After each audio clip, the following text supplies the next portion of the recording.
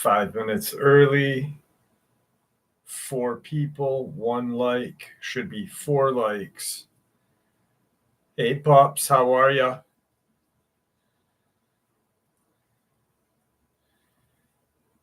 Oh, we got 3 likes. 1 person doesn't like me. Why? Why? What's up, Billy Ward? Dad is doing well today. Thank you for asking. Thank you very much. He is doing well. What's up, Michael? How are you? Caden? How are you, Kadon? Joey! Jesse, good. How are you? Yes. In 4 minutes, I will make the Happy Father's Day announcement. Steve, what's going on? How are you tonight? Anna Mays, how are you? Thank you very much. Appreciate that. I know I am here, Caden. You're absolutely right. I am here. What's up, DC?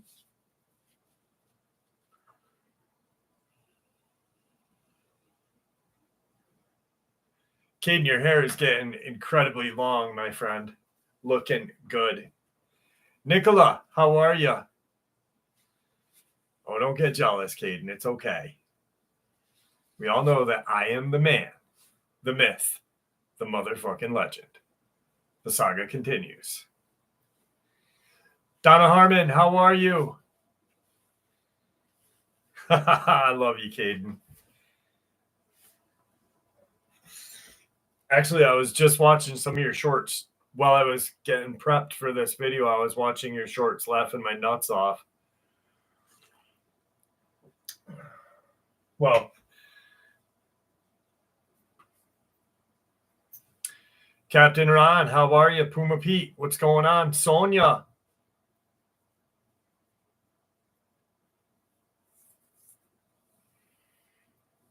Joe, how bad did you get the storm up in Maine this weekend or this week? Did you guys get hit pretty bad up there?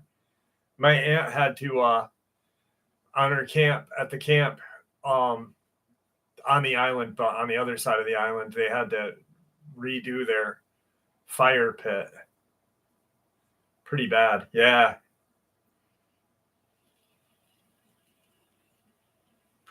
I was thinking about you when I was reading that, how bad the weather was up there. Hey, Nicole Clark, how are you? What's up, Rockin' Steady?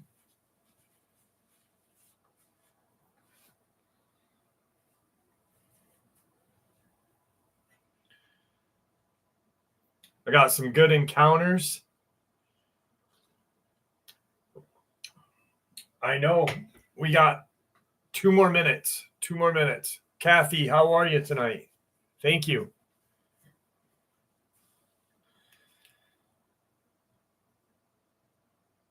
Did you guys see how happy 44 people and 11 likes. Come on, folks. Let's get those likes up. Mega, what's going on? What's up, Dave Thompson? How are you tonight, buddy? Craigers.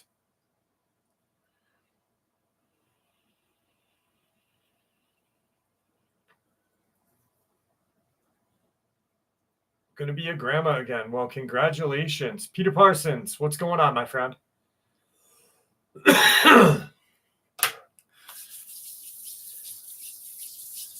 Getting it warmed up for 4,000 Watlands. How are you? Thank you for coming tonight. Kathy, I am not the father, I promise. Just kidding. Oh, William. Thank you very much, my friend. Thank you. I love getting your emails, brother. What's up, Glenn? How are you tonight? 1 more minute, and I'm making the announcement. Happy Father's Day, everyone on the East Coast and West Coast in 3 hours. Happy Father's Day to every dad out there.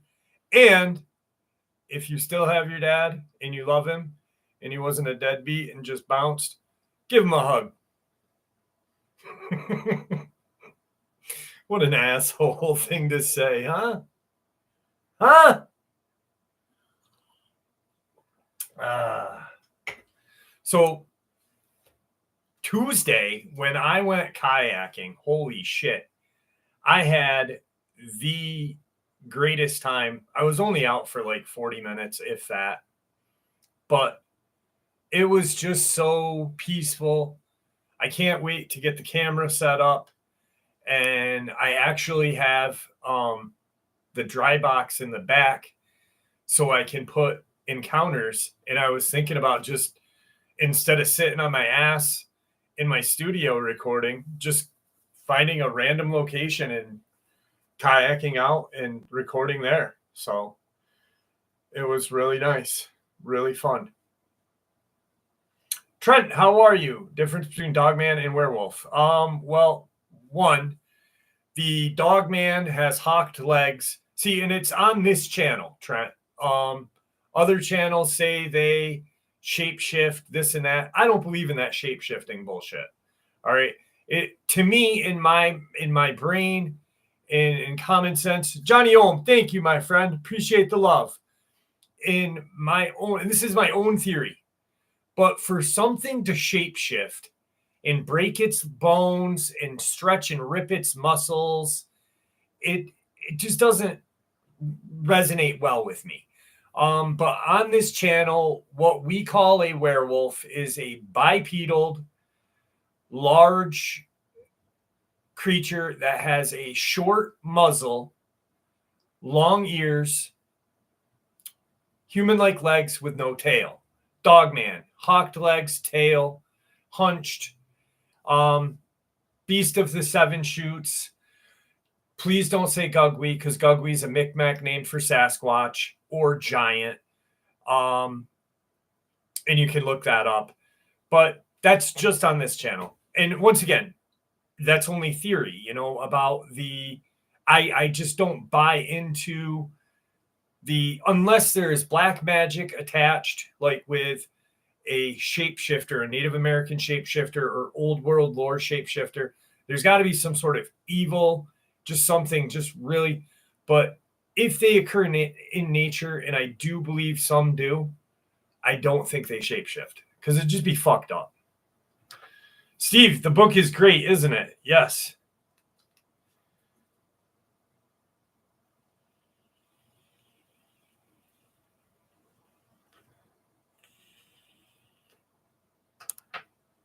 Two-way, how are you? Robert Sharp.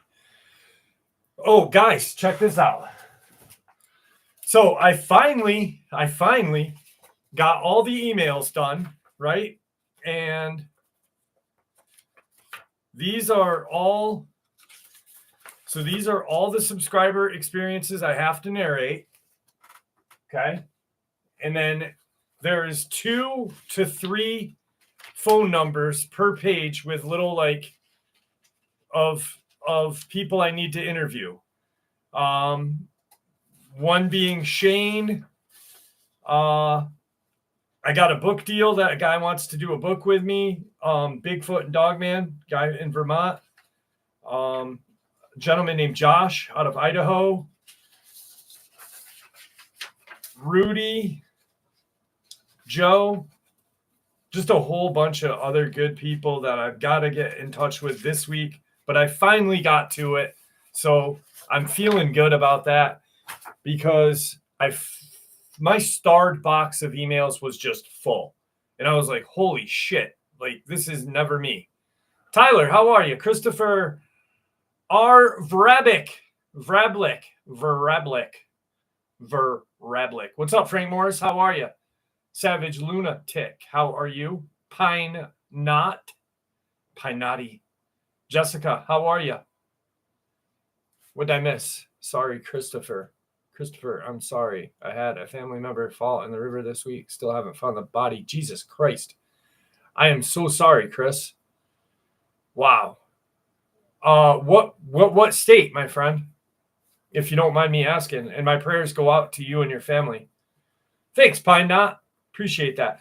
This was actually Lyndon Johnson created the Conservation Civilian Corps.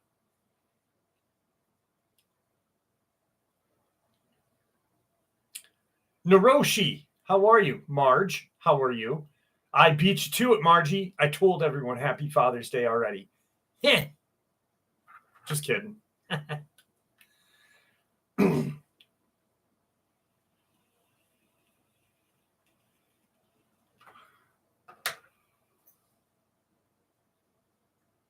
Did I start early? Couple minutes early, Jane. Couple minutes early. Just I had nothing else to do with my life except come onto the internet and start early. Well, I didn't on the internet. Maybe I did. Maybe there's a video out there somewhere of that happening, but who knows? Johnstown. Wow, why didn't I hear about that, bro? Was it up here, Chris? Was it the Hudson or the Mohawk? Shit. 4 hours earlier. Pine Knot, let me tell you, if you have no idea the amount of time it takes to get a live stream on top of everything else that I do, like my whole Saturday is dedicated to the live stream. It was the Mohawk. Okay, yeah, that's a fucking fast river. Johnstown. So the fastest part of the Mohawk would be like Watertown. What's that other shithole over there? I'm not saying shithole. I'm just saying shithole because that's Watertown and I don't know. But damn, man, I am so sorry. I hope and pray for the best.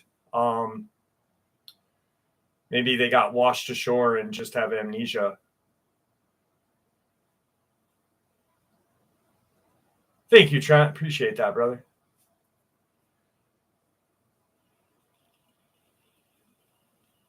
Yeah, the Mohawk River is a fast, very fast moving river. It's just south of me, probably half an hour south of me.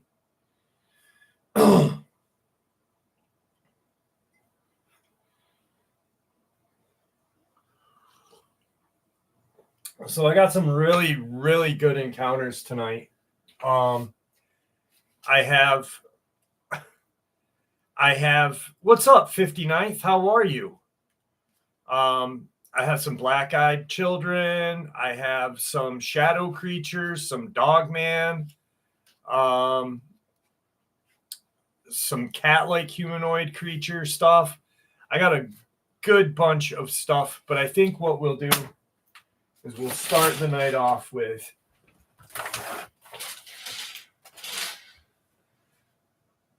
$20 is $20. With a fucking good one. There we go. Start the night off right.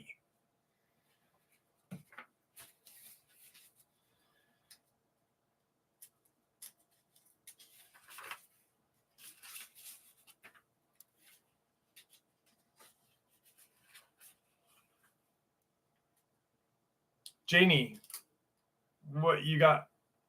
You're going to email me?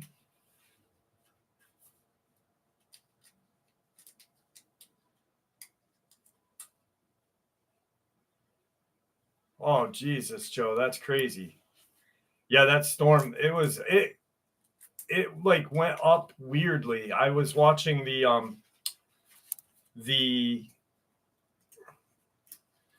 I will get to you this week, Jane. I literally just told everybody before you popped in that I finally got to my starred emails and I got it all. Like I literally, this is all emailed encounters and phone numbers that I'm going to get in touch with now that my dad is home and everything is good.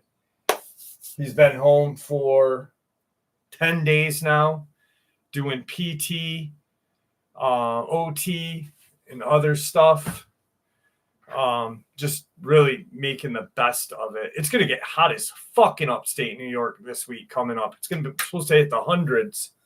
What's going on, Nick Hendricks? How are you? How are you? So let's start this night off proper with if I can get to the fucking end of this. Someone told me I need to stop swearing because it makes me look unprofessional. I'm really ashamed to watch your videos with my grandson because you curse so much and it makes you look unprofessional. And God forbid, and his grandson's 13, and I'm like, dude, your grandson is like doing the dirty with girls or boys behind the fucking school, probably smoking weed. I don't know. But don't worry about my fucking language. Haha, buddy. And then I called him Karen, and he didn't like that. He said, I'm unsubbing right now. Right now, I'm so done. I'm like, okay. Sorry.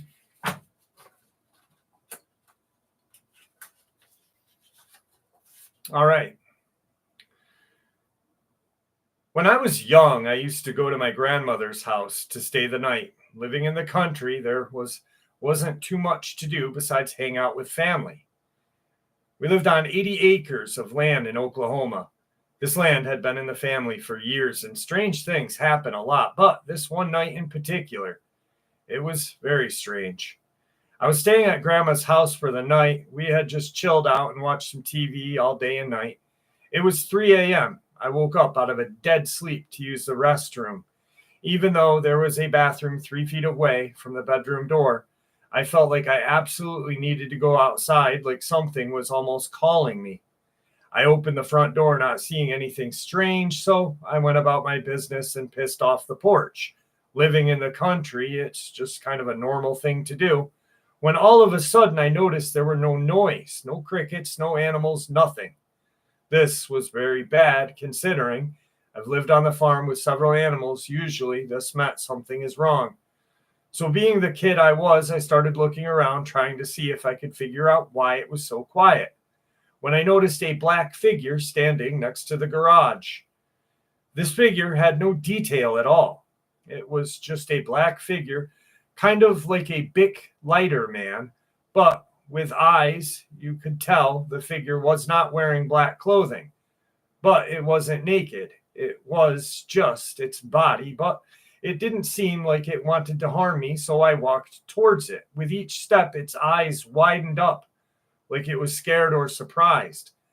It didn't move anything but its eyes. It almost looked like it couldn't move. I walked right up to this thing, and it didn't budge. I reached out my hand and touched it, just out of instinct. But as soon as my finger was about to touch it, the figure jumped over me and ran to our property fence, leapt over the fence.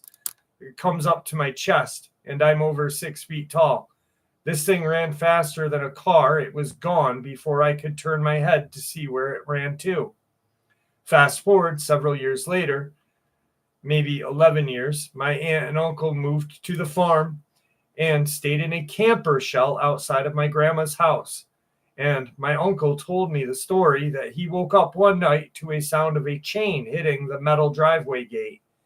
He went to the door to see what it was, and he saw a black figure climbing the gate quickly.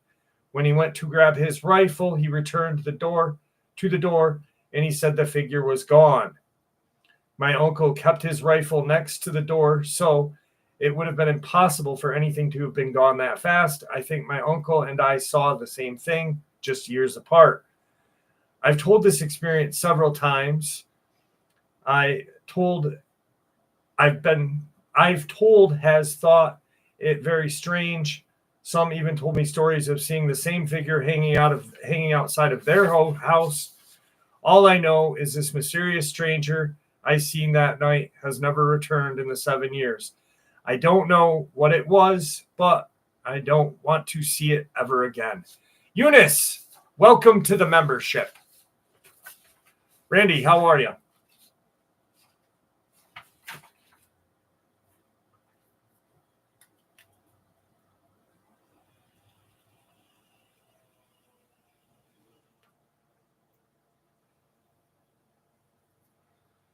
Juno, how are you tonight? Doug Wilson, what's going on? Alan Howell, how are you, brother? Troy from Messina. No. Police officer is not out there tonight. Not out there tonight. Enki, what's going on? Rich, how are you?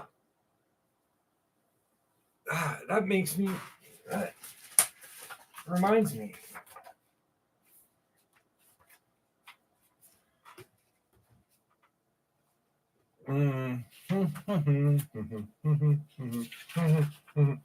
Thank you, Rich. I know, Doug. I know you're from Messina too, brother. Oh, yeah. Mash that fucking like button, baby. Nikola Tesla.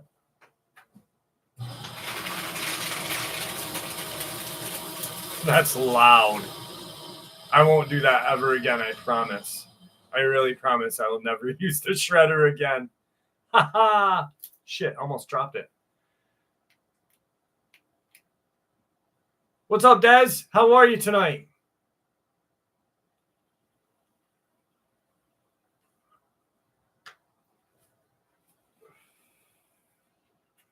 RH, Boom Squad, what's going on, brother? How are you? Not much of anything going on tonight, Doug Wilson. Just hanging out with you guys like every Saturday. Life and times. Drive safe tonight.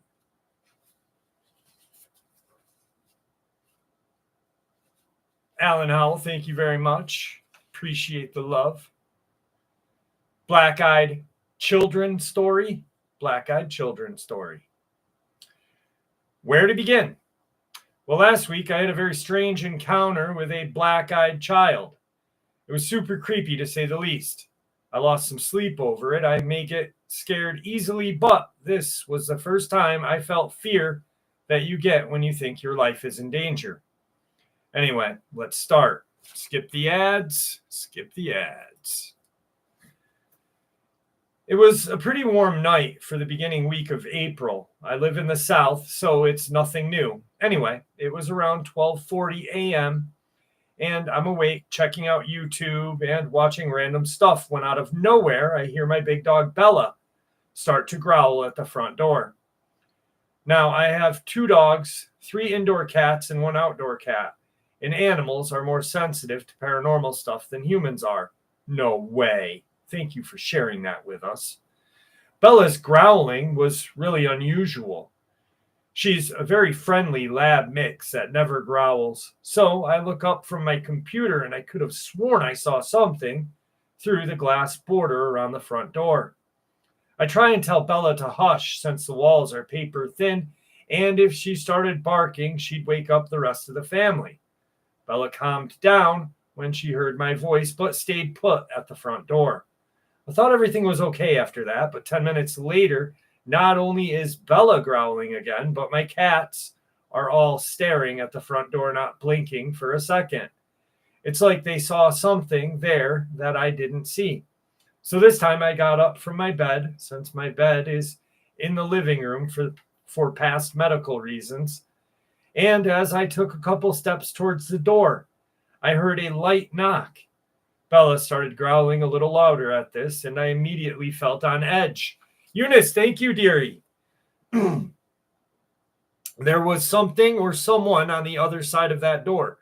My first thought was a burglar, but our doors are always unlocked, and if that was the case, they'd just barge in immediately.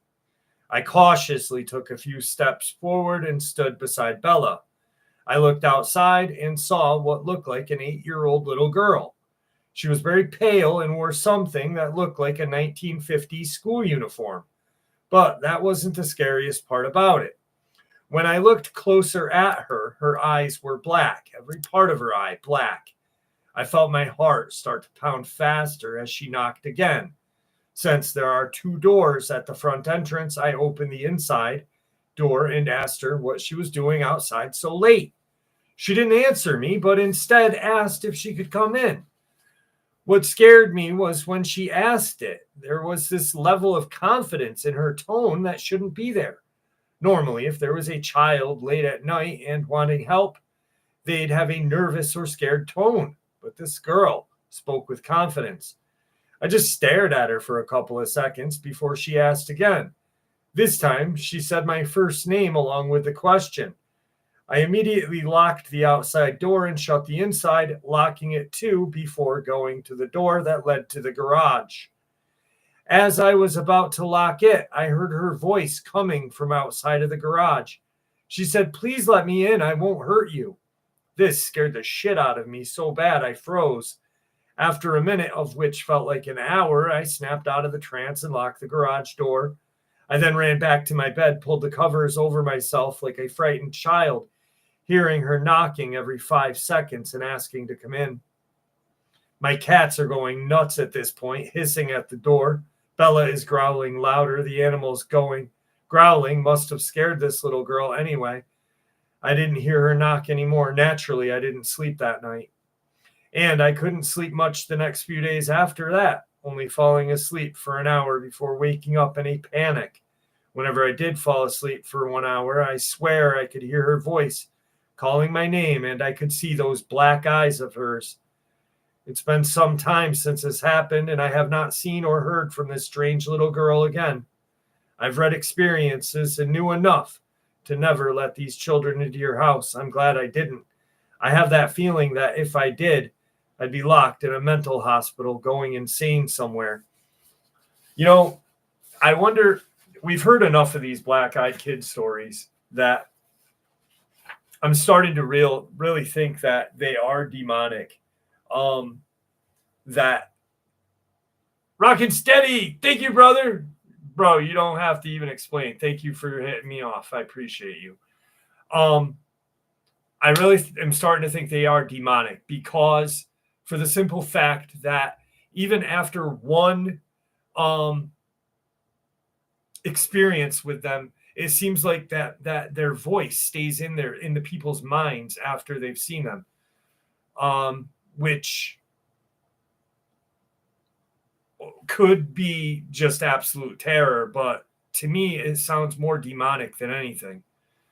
Shackleneck, what's going on? Steph the Contractor, I've got your phone number printed out. I did get it.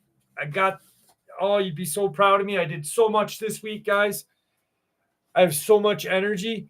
So check this out. Monday, Tuesday, I wake up early. I hate getting up early. I wake up early, 8:30 in the morning. I go to bed at 4. I get up at 8:30. So I get like, Web Surfer guy, thank you for hitting me off. And they do rule. So I get up, 4 hours of sleep, if that. I drive. I have one sip of coffee and I drive to the lab to get blood work. They tell me that I have to give 13 vials of blood and then pee in a cup. And I'm trying to joke with this girl who uses too big of a needle because I'm like, I have small veins. You're going to have to use a butterfly needle. She uses like a fucking 20 gauge. And I still have a bruise right there from it. And that was on Tuesday. And look at that thing. It's monstrous. So she's like, we're going to need a urinalysis after you do your 13 vials or a cup of piss or whatever. And I said, wow, you're just taking it from everywhere, aren't you, today? She didn't laugh. I was like, well, you have a sense of humor, don't you? And so then I go from the lab to my doctor's office to give myself my testosterone shot.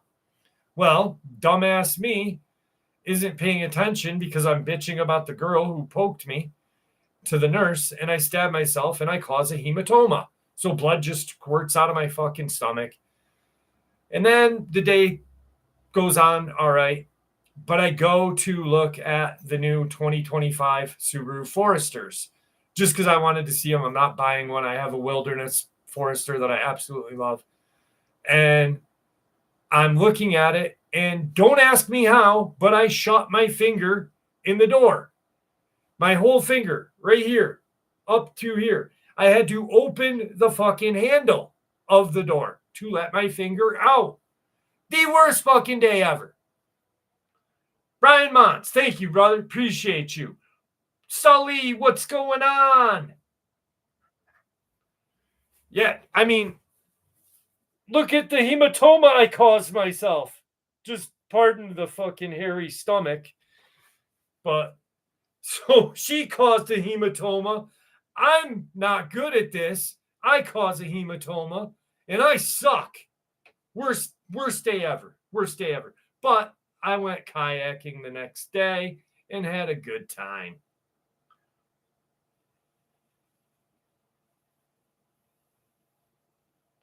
I know you love them, Gravity. I know you love them.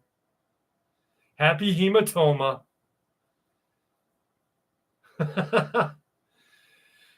A hematoma is where blood pools under your skin life and times, and it causes this.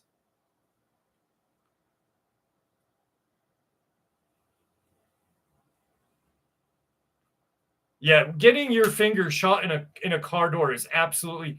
I shut it in, right? The guy's watching it happen, and he goes like this. He went, and I look at him, and I go to pull my finger out, but it doesn't come out because it's stuck in the door. It shut. The fucking door is only like that. I have no idea how my fat fingers stayed in there, but I got a cut here, a cut here, and it was flat. It was good times at the Subaru dealership.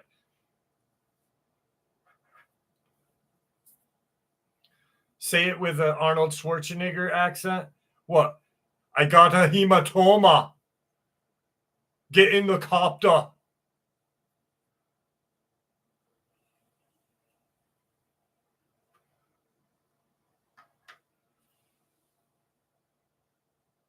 Thank you, Brian. I appreciate you, brother. I really do. You've been with me for a while, bro. I know who you are. You know who I am. We have dreams about each other, too, sometimes. I'm just kidding. Roberta, how are you? What's a hematoma? A hematoma is blood pooling under your skin that causes this. That's a hematoma. I know what it is, Nicole. It's a big bruise. Then you have a hematoma, Catherine. Stacy Face, I'm glad you're with us. All right. Let's move on to another encounter.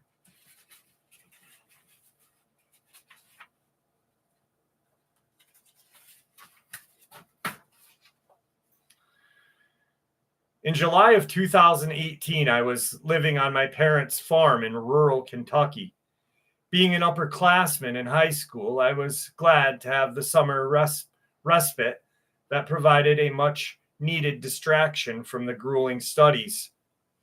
The farm was small, roughly 20 or so acres of crop-laden land. We grew corn, green beans, several types of sweet pepper, and even watermelon every once in a while. My mom loved to sit by some of the raised beds to grow tulips, petunias, and an orchid or two. I would help out by moving large bags of seed from point A to point B in the front loader of my tractor. My dad taught me at an early age how to ride, mow, and carry items with the tractor. So by the time of the encounter, Lily Lewis, thank you for the love. I was able to maneuver the thing. Brian Mods, thank you for the love. Maneuver the thing with ease that only comes with experience. Rest perpendicular to our country home. Oh, what? I skipped a line. Another important piece of information relating to my encounter is that we have a large hill that rests perpendicular to our country home. The hill is beautiful and wild, flourishing with innumerable species of insects, mammals, and critters. On the day in question, I had to do my least favorite chore before doing things on the tractor, which is cleaning the chicken coop.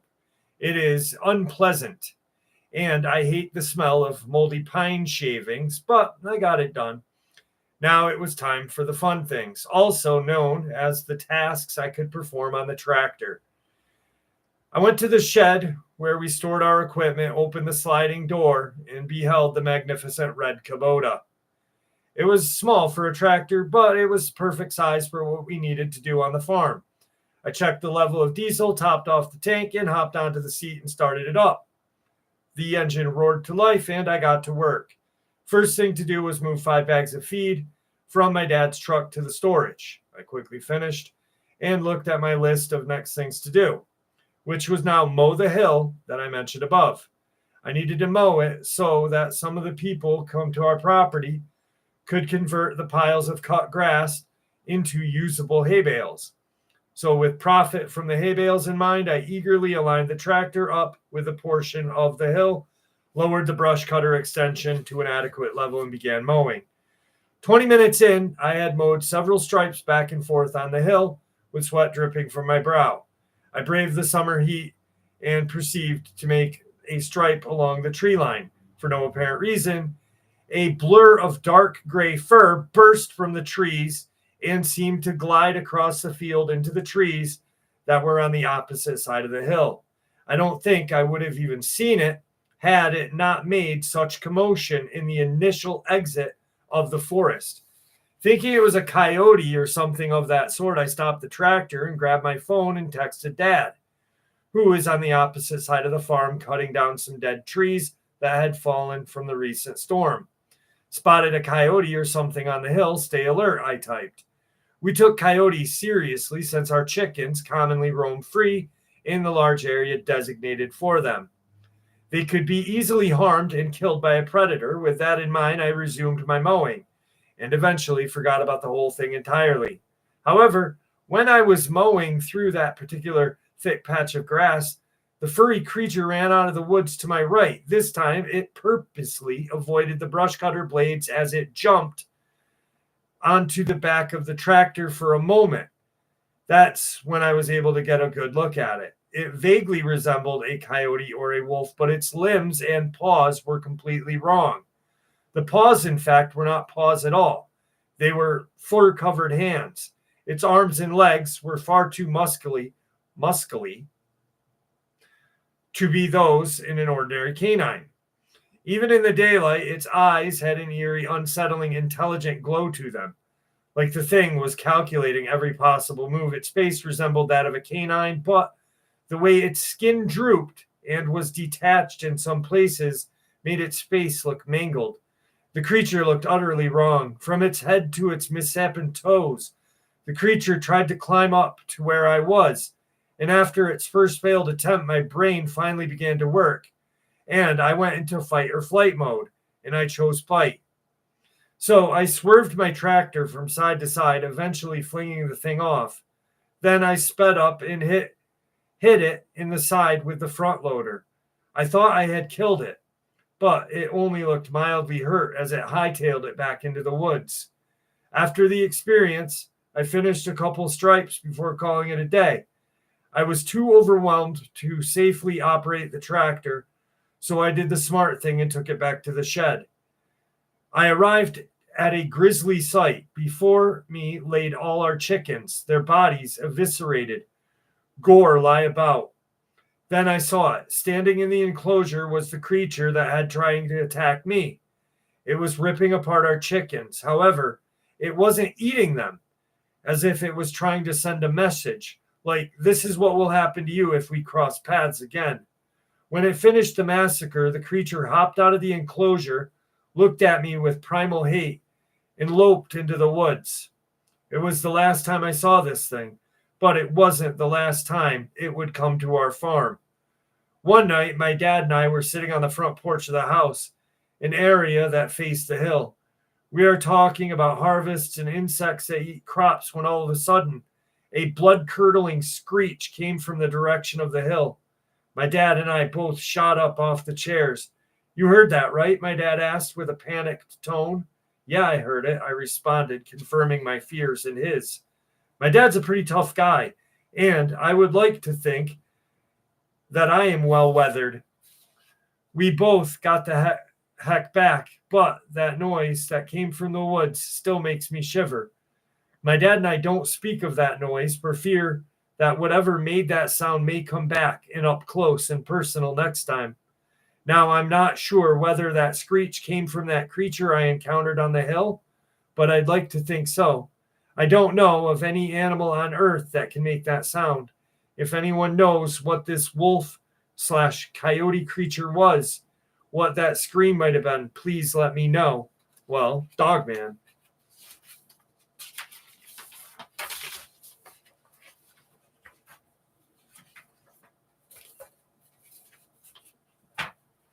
Mr. Rattlesnake, how are you? What's up, DB Mac?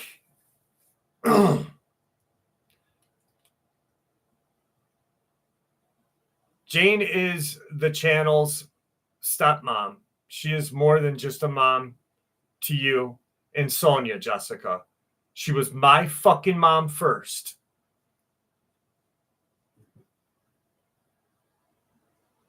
What's up, Sean? How are you, brother?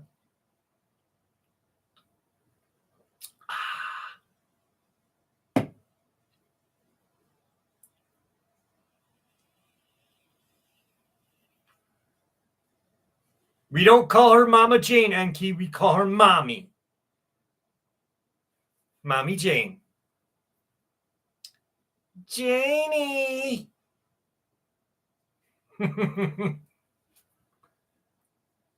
Jane is literally by far one of the sweetest people I've ever met. Like I've talked to Jane for like 2 hours one time on the phone. Her and her brother are just like, one night we were talking and I swear to God, we were both laughing for hours. All three of us, actually. I am so beyond stressed and upset. Stacy face. Why? Because your car needs a lot of work to be done. My dog has kidney failure and I lost my insurance. Oh, shit. I'm sorry about your puppy. Damn it. I hate when animals get sick because it sucks, man. I'd rather have like a really bad person like a pedo get sick than a fucking dog or a cat. Like, and I mean, I know you guys all know what I'm saying. Yeah, definitely a young dog, man, Nick Hendricks. It didn't know what it was doing. It had no kind of anything. Like, it was just kind of dumb.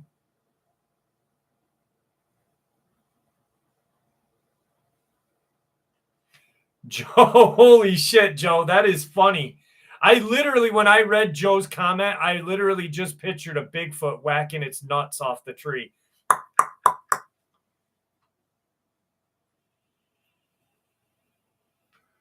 Richard Windsor, how are you, my friend? I don't know if you heard it last night, buddy boy. But I shared your experience last night, Rick. Richard. Rick. Like Negan. What's up, Rick? Coral. What's up, Jersey Nightcat? How are you?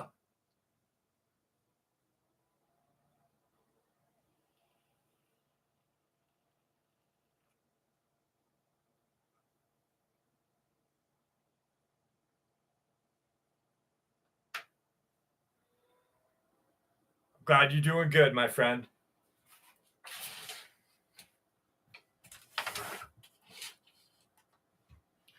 This one's for Stacy Face. I hope this makes you smile. 20 bucks. 20 bucks. Oh.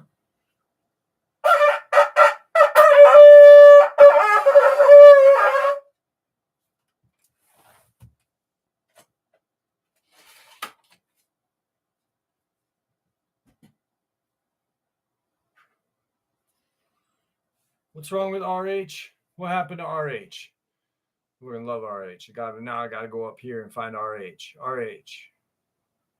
Oh shit, RH. I am so sorry, my friend. damn.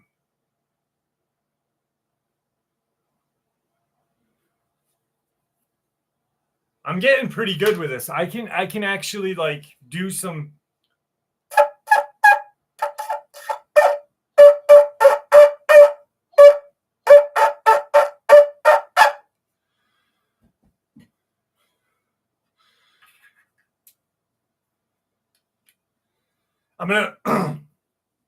I'm gonna learn how to play like "You Belong to the City" on that, or "Night" or whatever that song is.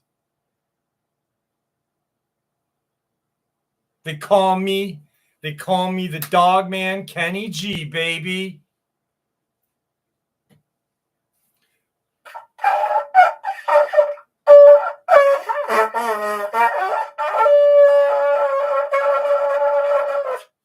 I get all the Sasquatch bitches. They all come a running, baby. Jesus Christ. Oh my goodness.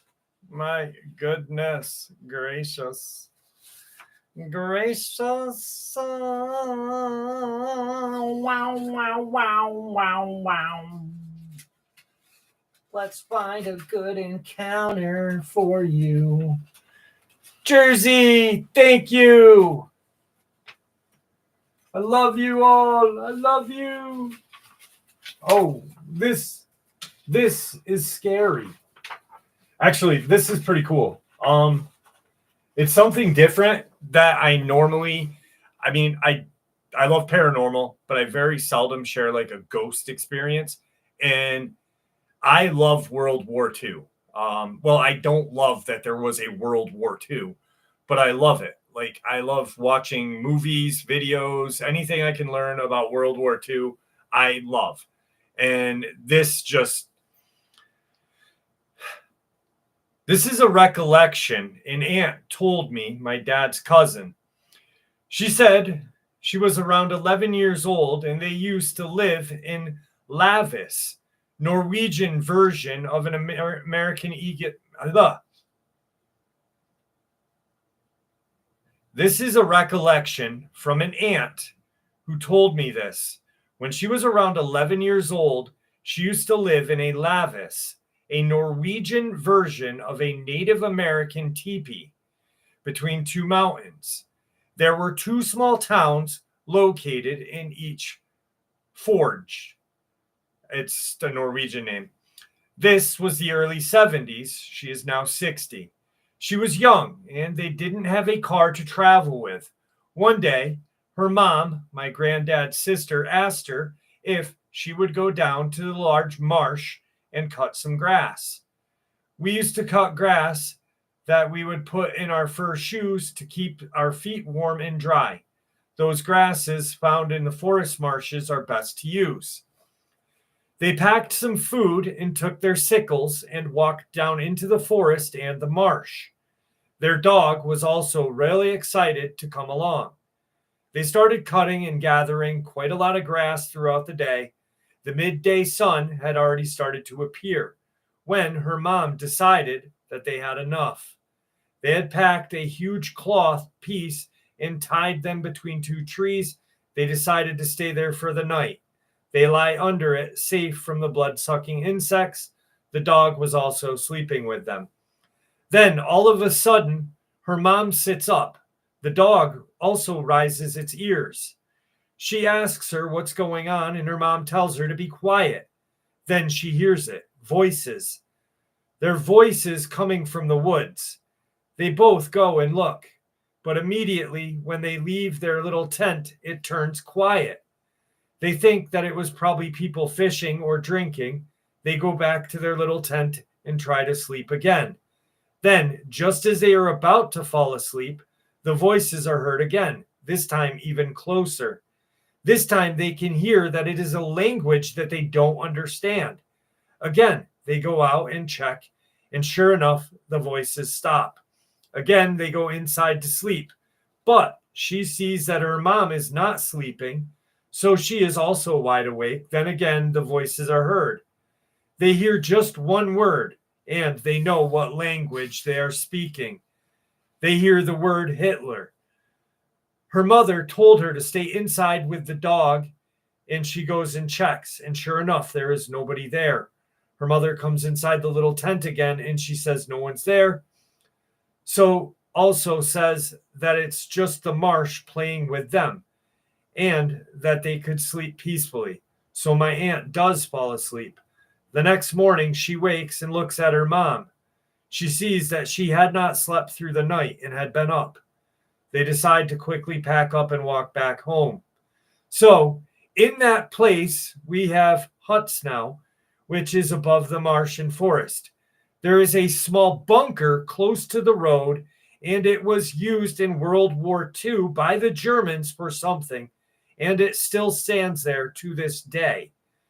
My great grandmother and aunt both believe what they heard was ghosts from German soldiers from World War II. Samurai Sean, how are you? Pups, you're crashing out. Good night, pups. Who did I say? MJ, what's going on?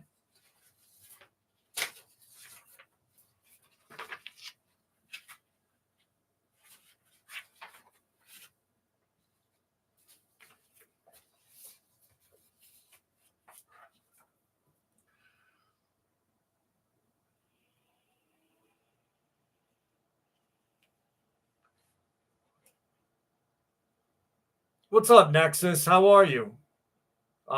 What's up, whatever your name is with the funny face and raised eyebrow? Dude from Texas, how are you? I often wonder that, dude from Texas. Like, do you think they like touch each other's booter? Like that? Maybe. Just maybe. Joe, that's crazy. Joe, you are full of stories. I love you. You're just like, you got all the stories, girl. Melissa, how are you tonight?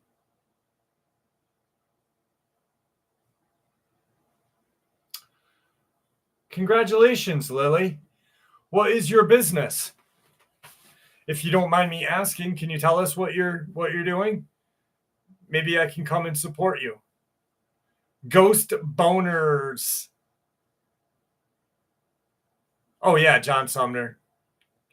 Bigfoot does pink sock lot lizards quite often, I heard, though.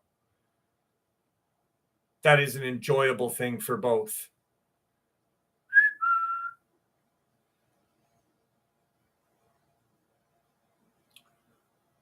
No, I have not, Beretta.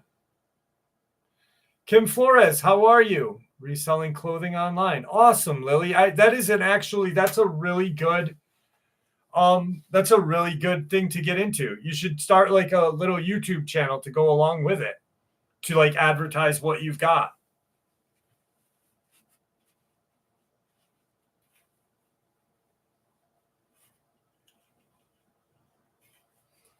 I'm a conservationist. Oh, they definitely. No, Samurai Sean. A Bigfoot would never kill a lot lizard. A lot lizard would take a Bigfoot and just drain it for all it's worth.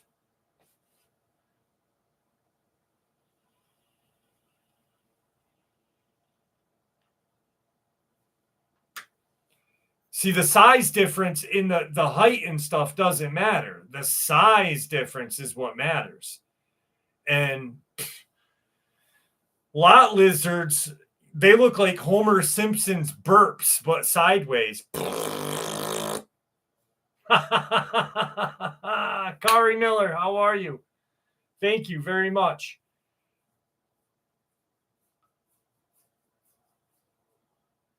Glenn, I'm sorry for your loss, brother.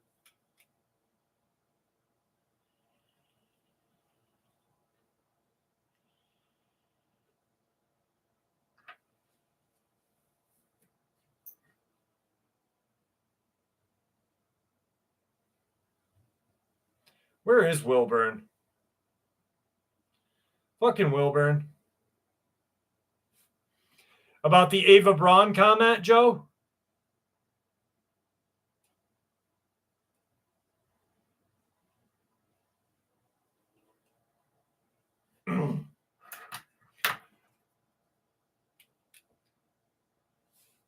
Wilburn's MIA? Yeah, definitely MIA.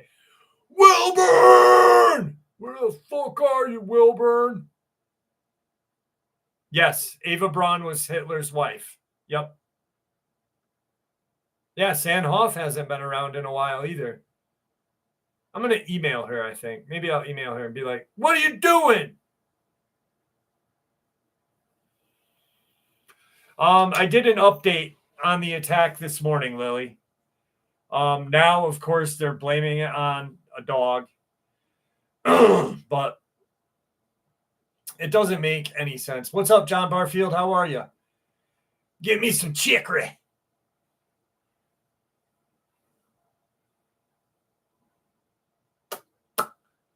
Thunderbolt, Caden. Thunderbolt. Was it? No, yeah, Thunderbolt. Mutant dog. Where is Nino, that sexy motherfucker? Adam, what's going on? How are you?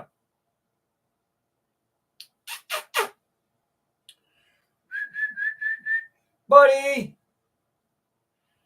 Come on, buddy! I don't know if you heard me say, hey, Shackleneck, but what's up, brother?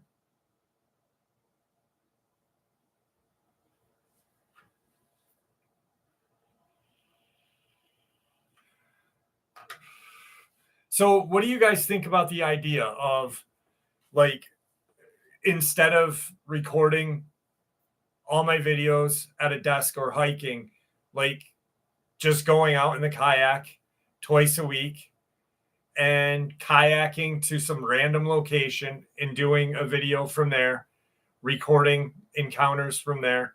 Would that be a good idea? Would you guys like that? I mean, I figured it'd be different. You know what I mean? Like a different kind of atmosphere or whatever.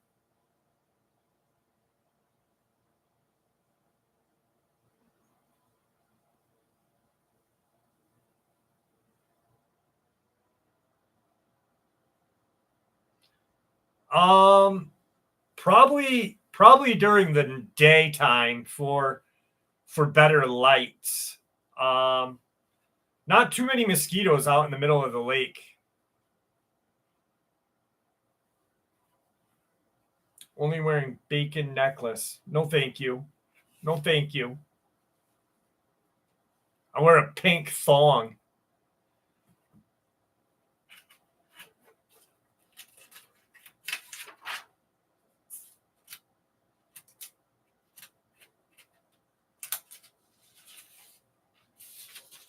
No, they haven't said what kind of dog yet. They just said that they think it was canine. They don't know if it was a dog or a coyote. It all it really has the same kind of the wording. The wording is what I look at, and all of the wording fouls exactly what the state troopers, the Kentucky State Troopers blog site says. Like there is no anything different. There is no variation at all. They are fouling word for word what the state police are saying. They're not even interviewing people, which when they don't do interviews, I find strange. Because, like, you know, there was an attack in Alabama where a guy had been attacked by dogs. And they interviewed the people that saw the guy getting attacked by dogs. And, you know, how are you going to dismiss that? Even though another channel said it was a dogman attack, boots on the ground, dogman attack. But, you know, you've got 15 people saying they saw this pack of dogs and they're telling you different stories of how and what happened. But when word for word, the media is saying this, and that, just doesn't make sense.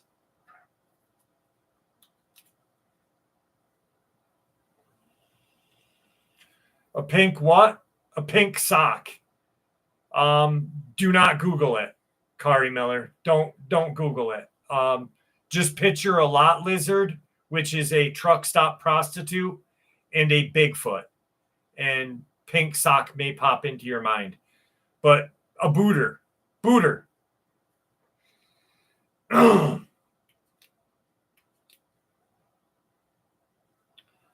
DL Hemingway, have a wonderful night, my friend. Thank you for joining us. I appreciate it.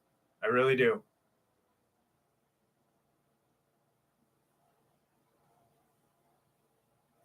Jeff and the Lot Lizards.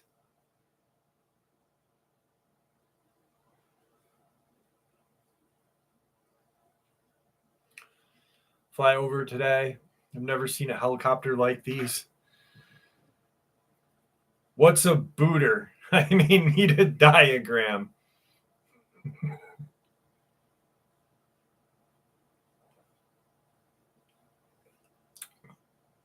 Melissa Davies, thank you so much. I appreciate that. Thank you.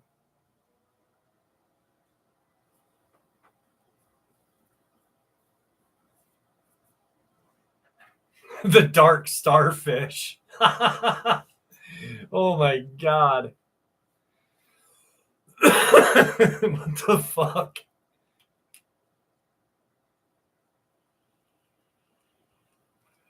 That does sound like a good, like Josie and the Pussycats, Jeff and the Lot Lizards.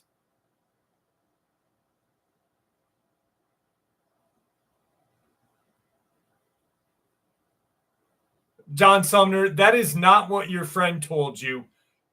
You have seen that with your own eyes. Don't lie. The feds have you on a watch list because that's your favorite thing to look up. Pink sock.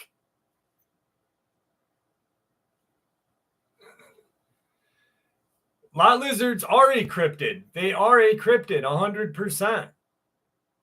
We don't know where they came from, why they're here, what they are. They are venomous. They have been known to spread disease.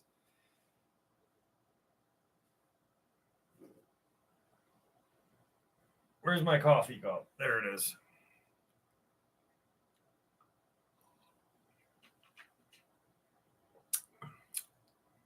Greetings from Saskatchewan.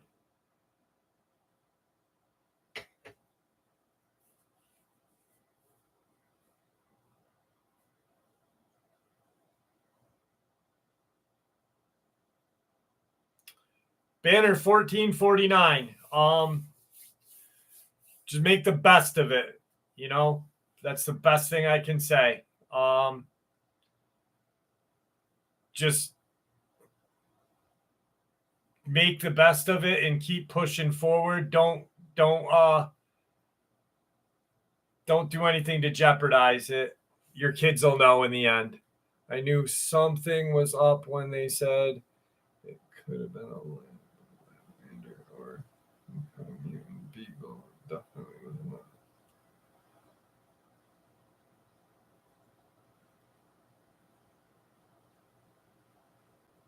A Laplander or maybe some kind of mutant beagle, but definitely a dog man.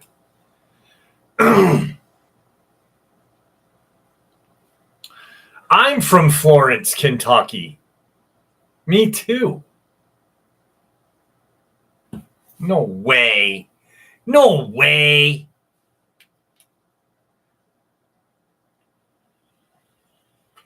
Oh, Paulus, thank you for joining us tonight.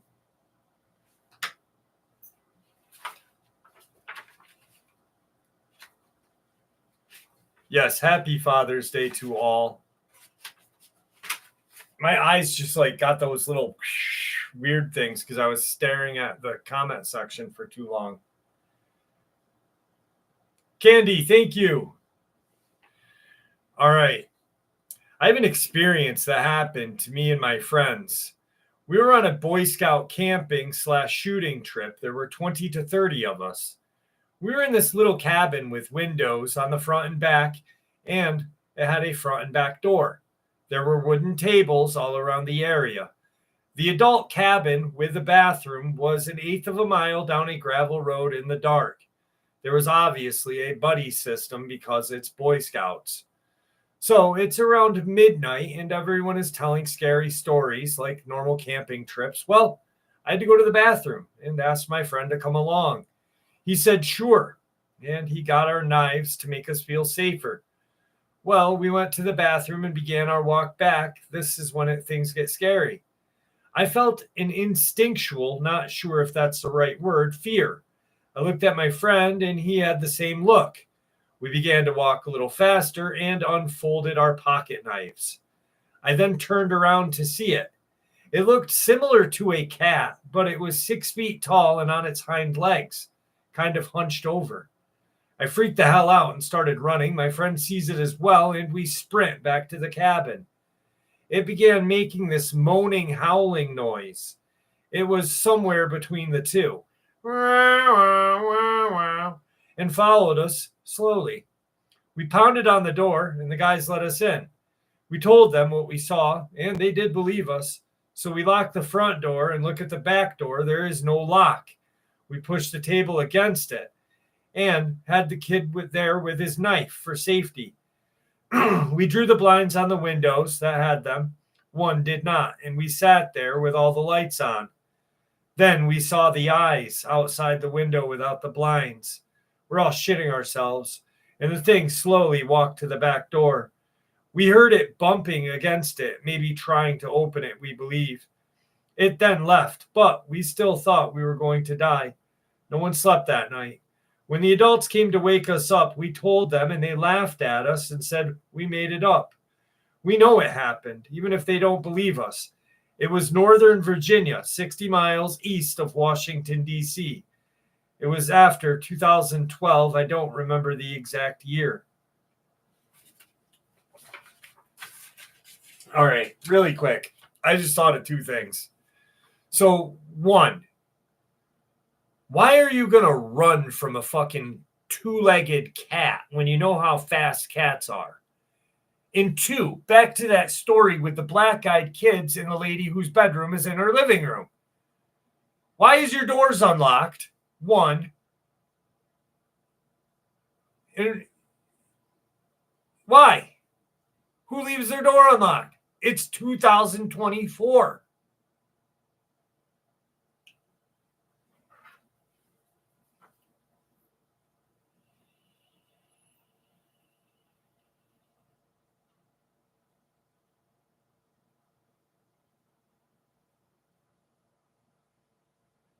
Christopher, your uncle will be fine. Your uncle will be fine. The LBL is, hey Liz, how are you, dearie? The LBL is, I don't know. The LBL is just overplayed in my eyes. Nikola Tesla went there. He didn't see anything happen. He didn't see anything. He didn't have anything happen to him. Excuse me. So, I mean,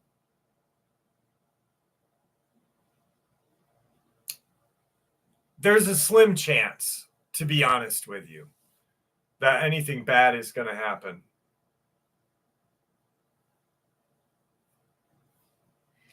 Yes, but you also live in Saskatchewan. That's why you leave your doors unlocked with 200 people in there. This lady didn't.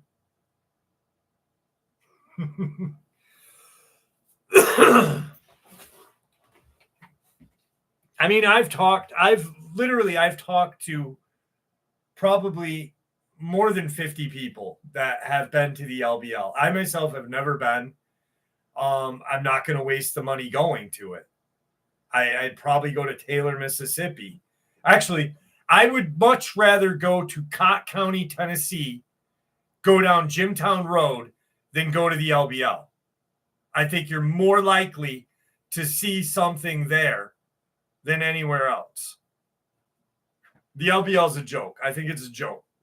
Not a joke, but you know what I mean. Shit happens there, but very, very seldom.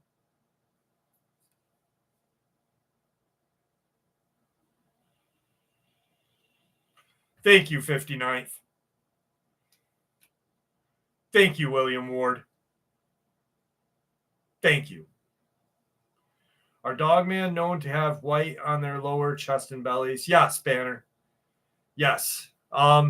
Multiple different colors. There's, like humans. They have different, they look different, I've often laughed at that too, that type B variant 16. Why don't we just start doing that with humans? If it's got a tail and it's got hawked legs, regardless if it looks like, a Pomeranian to a wolf, it's still a dog man.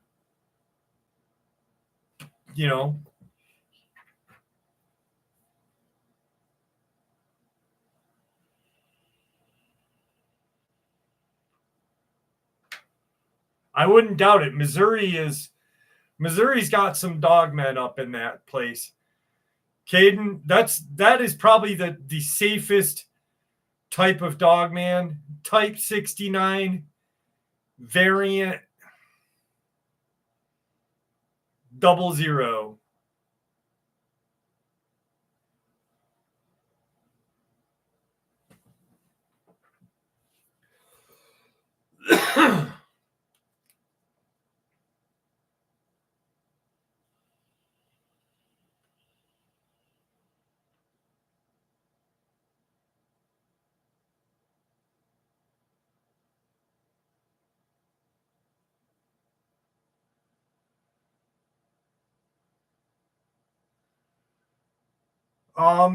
Paula Snyder, welcome to the channel. A lot lizard is a joke. It's a joke that we laugh about on our channel.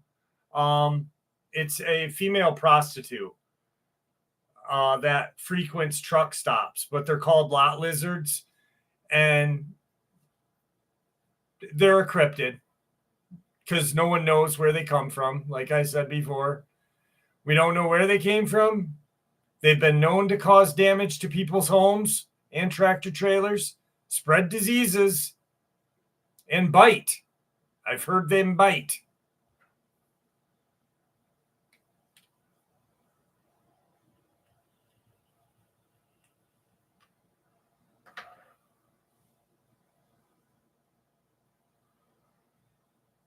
Yeah, in St. Louis, Alan Howell. Absolutely.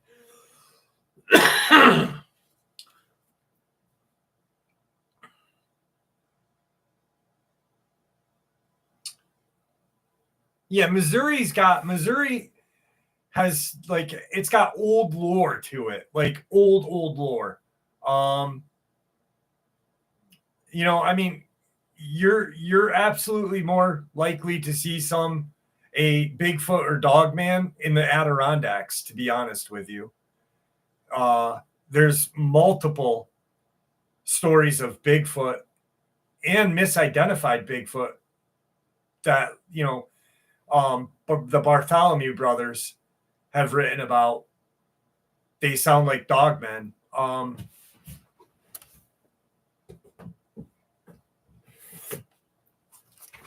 But these are the two books these are cryptid books about the Adirondacks. Two brothers wrote them, Paul and Robert Bartholomew. I met them personally. I was not impressed. I did not get my pods. No. I ordered some. I ordered them on the 6th, and I think the company robbed me because I haven't gotten them yet, and it still says processing. So I think I got robbed. Melissa, have a good night. Shackleneck, you remember when we met Rob Bartholomew, buddy? Jeff's new band.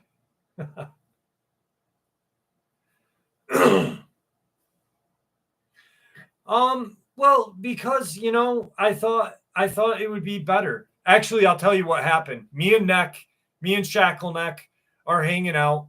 I'm excited. I'm like, I want to get my book. I want to get an autographed copy. which I did, right? So me and Neck are standing there. We finally get the guy. But all of a sudden, this guy walks up to me and goes, "You're Jeff Nadolny." And I'm like, "No, I'm not." And he knew me. And then this Bartholomew guy was like, "Who are you? Why does he know you?" It was weird. Good night, Robert. I think it's worth more now.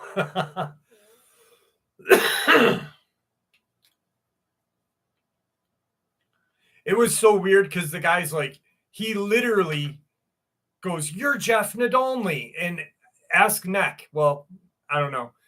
I looked at him and I'm like, my eyes were like a deer's eyes. And I'm like, no, I'm not. Because I thought he was going to do bad stuff to me. And it was weird. Sully, thanks, brother. Appreciate you.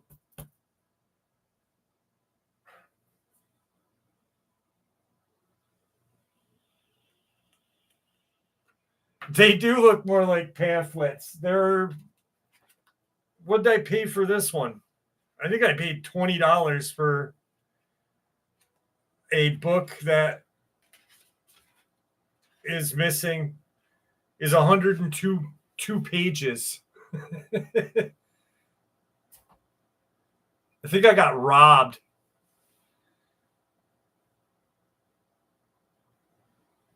Yeah, Michael, I don't have that happen to me. I think I would be more happier if it was a hot chick. This guy looked like he was going to do bad stuff to me. He looked like I was going to end up in his fucking trunk. Like, he got all excited. He was like, his eyelashes start fluttering. I'm like, no. Haha, no, sir. What's up, Enormous? How are you, buddy? Bobby Schultz, what's going on, dear?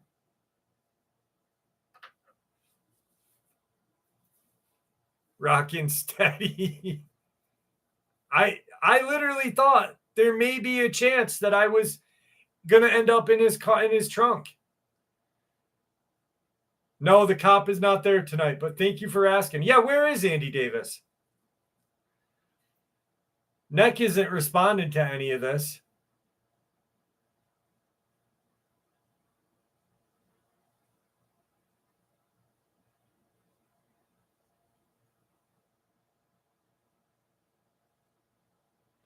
Umpty Bump, nice to meet you. Welcome to the channel.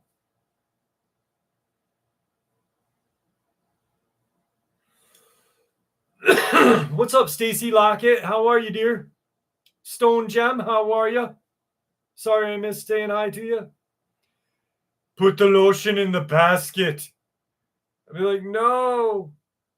Give me oil instead. Little oil.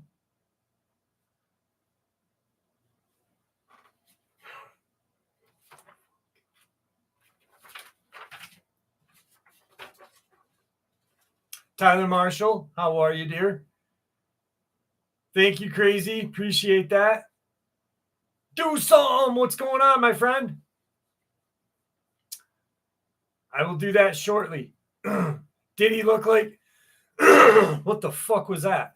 Did he look like Flint Dribble? No. He was scarier than Dribble. He did have some dribble running out of his mouth, and I don't know if it was saliva, because he did come out of the fucking porta potty with a buddy. So I was like, not that there's anything wrong with porta potty love, but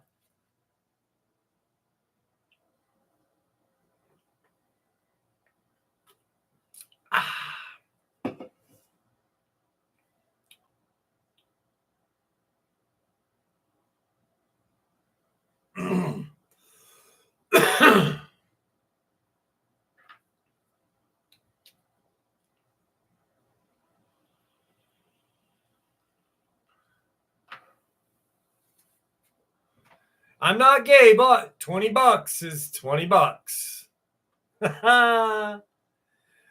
I live in Northern California in a smallish town outside of Sacramento. This event happened sometime in the winter of 2015. I don't remember the exact date. Excuse me. That was really fucking gross. Sorry. I just remember it was cold outside. Anyway, I was over at a friend's house who was throwing a small kickback that day, and I was helping prepare. Two of my other friends caught a ride on the way to the party, but they needed a ride back afterward, and I told them that I would be the designated driver tonight and told them not to worry, that I would give them a ride home after the party ended. Fast forward toward the end of the night. It was around 1 o'clock in the morning. Let me just clarify that I was not tired, nor was I inebriated. We had just got done partying and whatnot, so I was still very awake. Mind you, I was not drinking. My friends wanted to go home, so I went and started the car. And at the time, I had a girlfriend, so she was sitting in the front seat. My two friends were sitting in the back. We hit the road and started driving. I decided I was going to take some back roads that led to the freeway. My friends lived a town up a hill. The whole time we were on the road, we did not see one car, which was a bit strange, as there is usually at least a couple on the road from people working night shift and whatnot. I don't think too much about it. We reached the stoplight that leads down to the main street through my town that would take us to the freeway. On this road, there is an airport for small planes, and then there is a convenience store. Other than that, it's just trees, some houses here and there. I was driving down relatively straight road, so I could see fairly long distance in front of me. As I came over the little hump in the road, I could see there was something in the middle of the road, about a quarter of a mile away. The object seemed to be a pretty good size. From a distance, it looked like a gray tarp or a large plastic bag lying in the road. I just thought maybe someone had lost it while hauling it on the trailer or something. But there was room on the shoulder for me to go around it, so I wasn't worried. At this time, I was approaching the object, which was on the side of my car. I was going maybe 25 miles an hour to be cautious as I passed it. I was 15 to 20 feet away from this thing, about to pass it, and this is when the most unexplainable thing happened. This thing that I thought was an inanimate object gets up, and I mean gets up quickly. From what I could see, it was standing 8 to 9 feet in height. It then spread its wings that were at least 15 to 20 feet in wingspan. It then flies right over the hood of my car. I'm talking 2 feet above. I could see this thing clear as day. Its head then turns to me as it's about to fly out of my line of sight. And what I saw still haunts me. This thing makes direct eye contact with me, and its face was human-like. It had bright red eyes with some weird beak for a mouth, almost like an owl.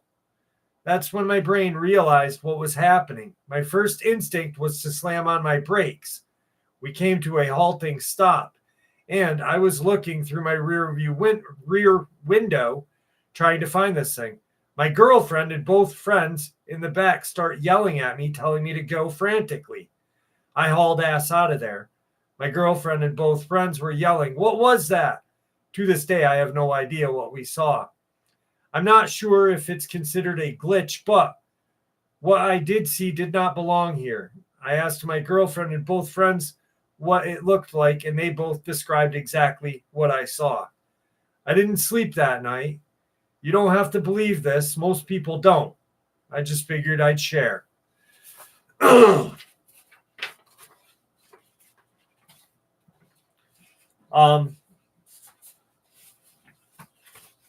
Something definitely that I don't want to run into.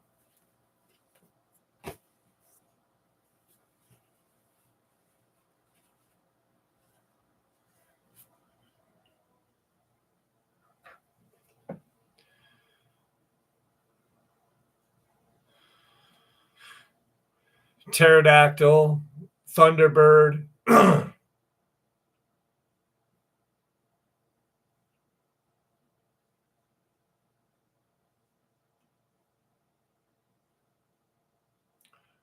You know, I was thinking about this the other day. When I was doing something, I was by myself, and I started to think like, okay, when people say they see these thunderbirds or something large, right? And there's no explanation where it could hide. Because with like a Bigfoot and a dog man, I really believe that when we are in the woods, they are watching us. Not every time, but you know, every time we go hiking, there is something watching us, whether it be a deer, a squirrel, something. We don't see it. There's always something in the woods that we don't see. So it would make sense that a dogman and a Bigfoot wouldn't be seen. But these thunderbirds and other things like that, I really think that they come interdimensional. Like a rift opens just for a moment, and they somehow can cross over and go back to wherever they came from. That would probably make the most sense for me.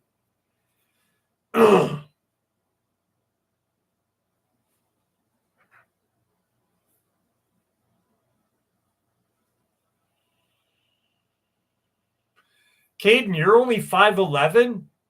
Dude, I thought you were taller. The name Jeff Nadolny is a legend. Thank you, George Coker. God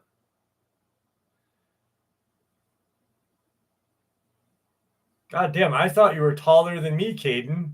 I got you beat by 2 inches, bud.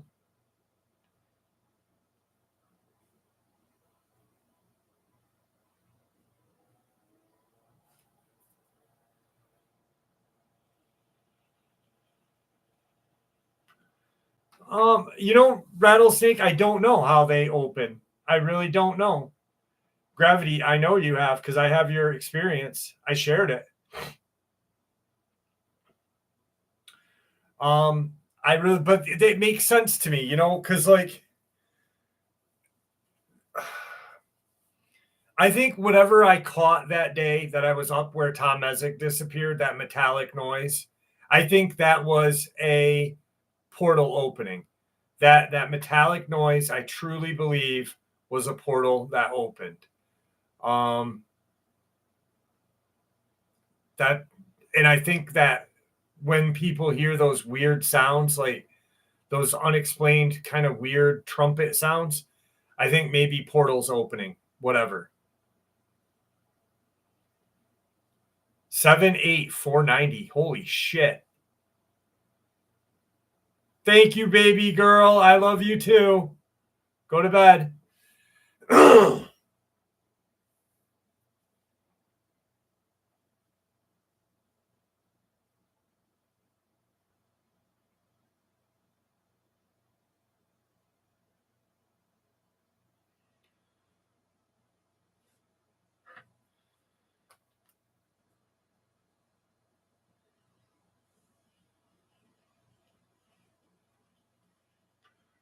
Yes, Stacy Face. I've been researching cryptids in the paranormal for 30 years, since 1994 when I had my dogman encounter.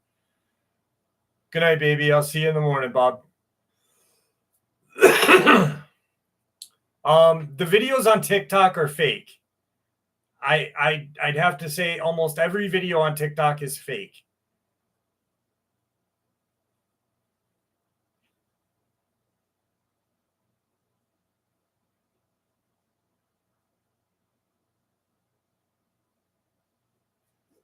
But they are creepy.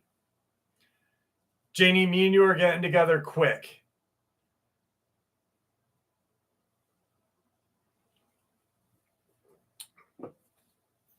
What was Do Something Different's question? I had a train conductor, Banner 1449. I had a train conductor from Louisiana come on the show and share his experience. He did see something.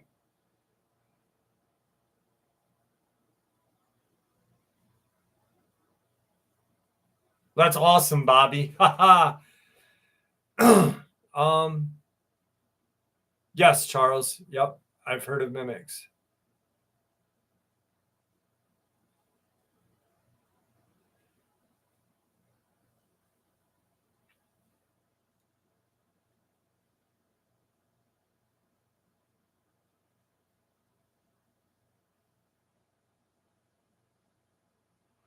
Wow. Wow. Thanks a lot, Do Something Diff. Happy birthday, Frankie Pag. Happy birthday to you. Happy birthday to you. Happy birthday to Frankie. Happy birthday to you. I bet he doesn't do that. Do Something Diff. Vic doesn't sing like that. You know that.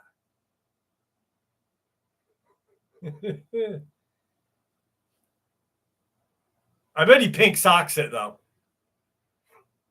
Fuck. Why did I say that? Oh, my goodness.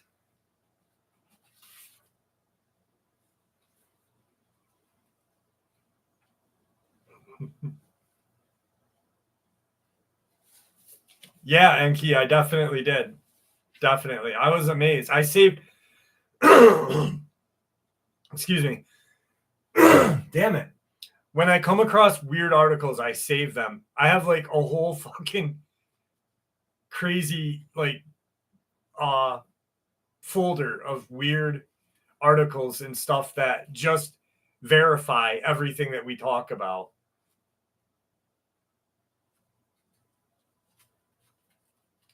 Well, Stacy Face, I would buy the book called Skinwalkers at the Pentagon. An amazing book if you really want to get your socks blown off. Thank you, Tyler Marshall. I appreciate that. Thank you so much. Melly Luns, how are you? I didn't say that, Puma Pete. You said it. I didn't. I did not say that. You said it. I didn't. I did not. Vic, I didn't say it. I did, but I didn't. You do, don't you? Okay. What the fuck is wrong with me?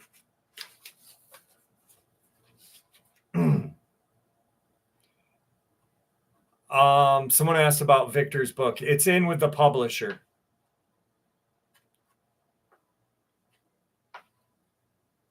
I did not say that, Tom. You said it. I didn't. But I did. You did. No, I love him. I love him. Like the brother I never wanted.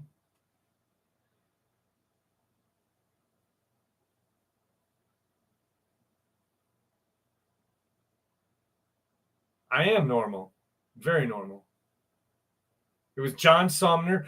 Nino! Nino, you sexy motherfucker! Where have you been all my night?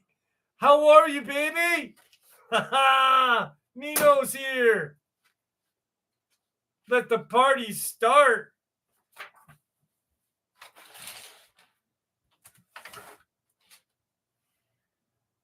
$20. $20. Nino's here.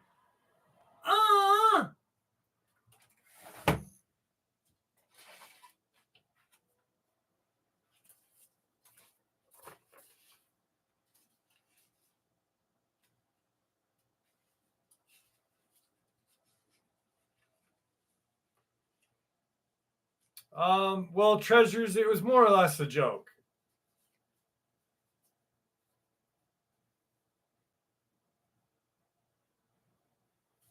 Skipping ads.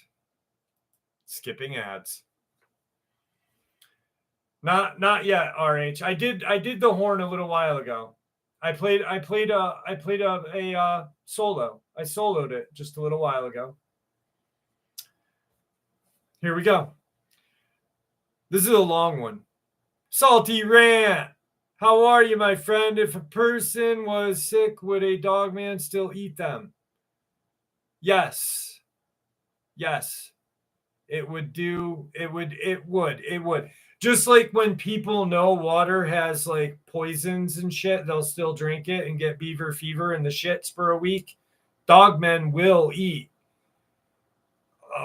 a really sick person and shit everywhere, all over the cave, just blast ass everywhere.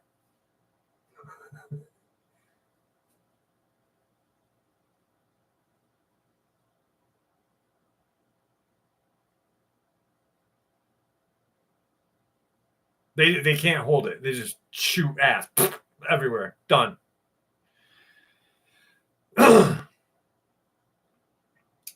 Around July of 2011, I was 21 years old, and my aunt and uncle from my dad's side of the family in the Midwest came out to visit my family that lives in the Pacific Northwest.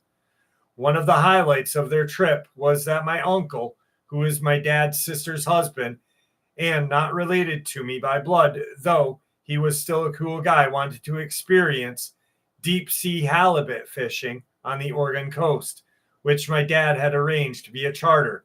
And lucky enough for me, I had the privilege of being able to go on this fishing trip with my uncle and my dad. A little information about me before we continue is that despite my use of a wheelchair, I always love activities such as fishing, hiking, traveling, camping. For staying still is not an option for me. Good job. Congratulations. However, the day before we were set to go out on the charter, it was canceled due to bad weather. While we were all disappointed by this setback, to put it lightly, my dad, uncle, and I were determined to do a little bit of fishing and decided to go to a place called Devil's Lake, located near where we were staying on the Oregon coast. Anyway, the day after the charter was canceled, my dad and I loaded up into my uncle's truck, and we left early in dawn to do our fishing. When we got to the lake, it was something out of a fisherman's dream, calm and pristine, with not another soul in sight. There was rather precocious fishing dock, one that seemed to float on the water and had no guardrails or anything of that nature, and decided to set up shop on there. Once my pole was baited and my line cast in the water, my dad and uncle went back to the truck for their chairs and the cooler, so they'd have something to relax and enjoy whatever snacks and drinks they had brought along as well. All the fishing gear was already on the dock, so they didn't need to worry about that. I didn't think anything about being alone on this dock as my uncle and dad went back to the car, because all I had to do was look behind me and they were there. Frankly, my attention was drawn to the sky of all things. Birds of prey were always a fascination for me, and I looked above to see if there were any in the sky. I always admired how hawks and osprey seemed to be expert fishermen on the many fishing excursions I had been on. I would be lucky to even get a bite.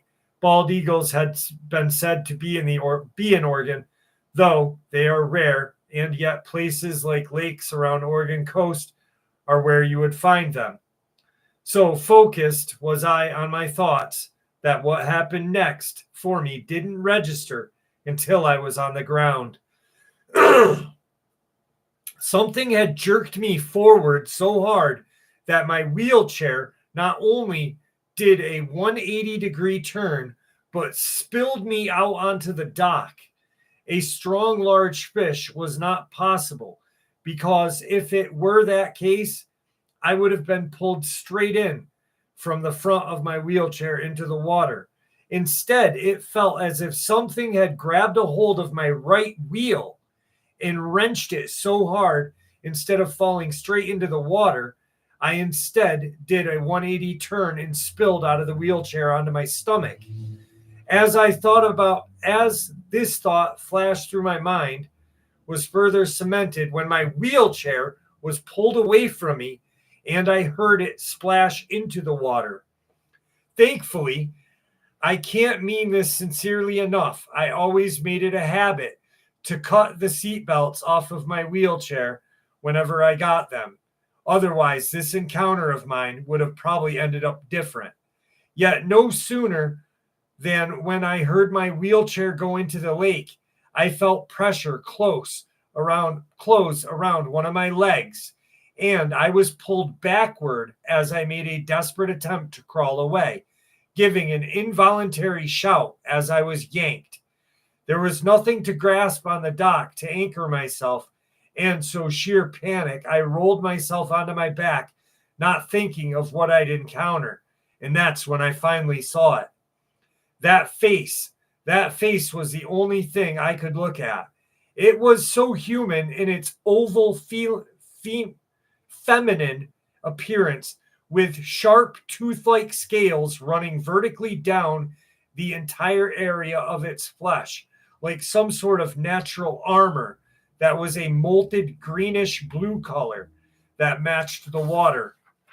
Atop of its head were these gently writhing, long, fleshy strands of muscle that to me looked like seaweed cascading behind its neck.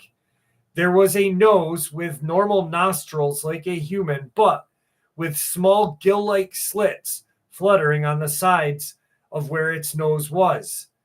Then there were its eyes, amber golden color with soft rectangular black pupils that if I were to compare now with another animal, it would be an octopus. They were so full of rage and anger, yet also an unmistakable intelligence.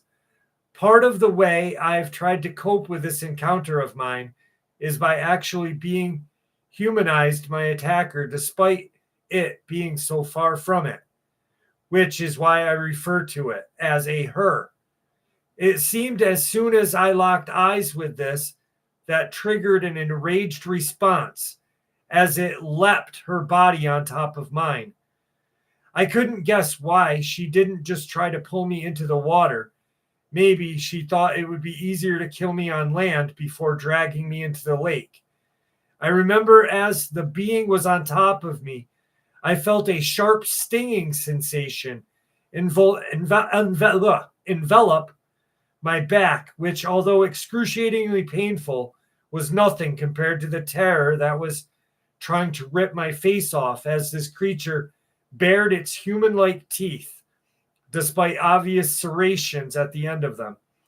Instinctively, I brought my arms and hands up into a defensive position before me managing to get my forearm underneath the creature's throat, while my other hand pressed against its forehead, which caused the being to utter frustration in somewhat this strangled hiss. I know I was screaming frantically at the top of my lungs. I know I was crying. There was no time to think, just act in a situation. And that's what I did until my uncle came down and struck this thing in the face and head with its boot repeatedly. Almost simultaneously, my dad struck the being in the back of the head with a fishing club, the weapon breaking on the fifth strike of its skull. It was here the being's grip loosened and I was pulled away, while at the same time hearing something heavy sliding back into the water at what I assumed was it retreating. From there, I was carried back to my uncle's truck with my dad and uncle barking orders at each other. I remember being sat up in the back of my uncle's truck because apparently I had severe lacerations all over my back, and my dad sat beside me the entire ride while my uncle drove us to the nearest hospital while simultaneously calling an ambulance. The attack couldn't have lasted longer than a minute from the time me being grabbed out of my wheelchair to this thing getting kicked off into the river or into the lake. At the hospital, my uncle and father blamed the nature of my wounds on a mountain lion, which I went along with because none of us had the energy to try to explain what we saw. There were lacerations on my arms, back, and even my legs where this creature grabbed me that satisfied the doctors enough with our response. Eventually, when I brought the subject up to my uncle and dad, they told me the same thing. They heard me screaming and saw a large creature pressed atop of me.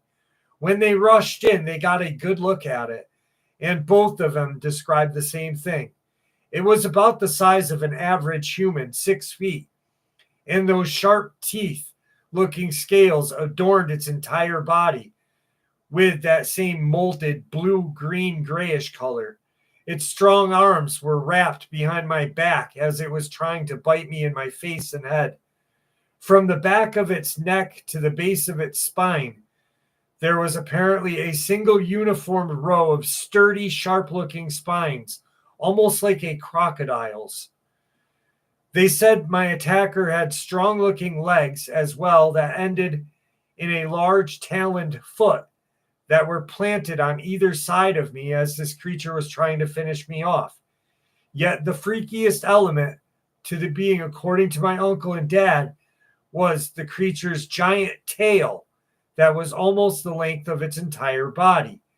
And they said looked like the stereotypical mermaid tail, except with a sharp-looking scales and a single uniform row of spines. Furthermore, when my dad recalled hitting the creature, he noted that no matter how hard he hit it, there was no blood or bruising, as if the animal's hide was a natural armor, which I wouldn't argue. A decade has passed since this incident, and I don't think I'm worse for wear because I've had plenty of time to cope with what happened, mostly by researching what happened to me and trying to make sense of it. Interestingly enough, I found that there are reports of a lake monster in Devil's Lake, but the description of said beast is that of an octopus, not a mermaid-type creature.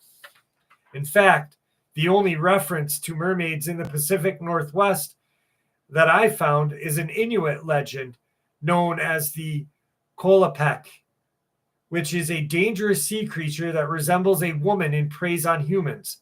I've always tried to look at things with a scientific mind, and I've done the same thing since this encounter. Perhaps it is a different branch of evolution from us, forced to be as brutal as the oceanic environment that it lives in order to survive. Thank you for allowing me to share. Good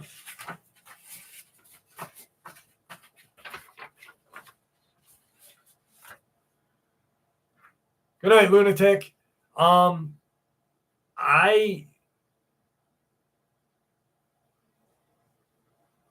would say,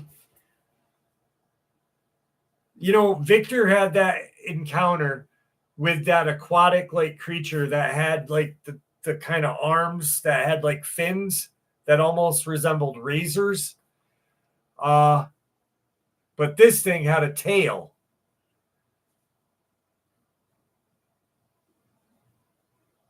I don't know.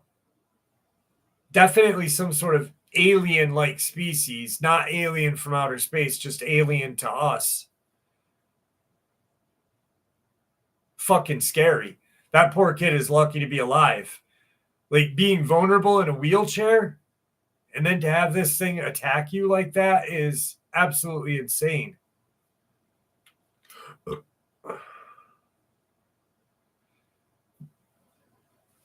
Yes, Shackleneck did protect me from the gentleman that wanted to put me in the trunk of his car at the book signing.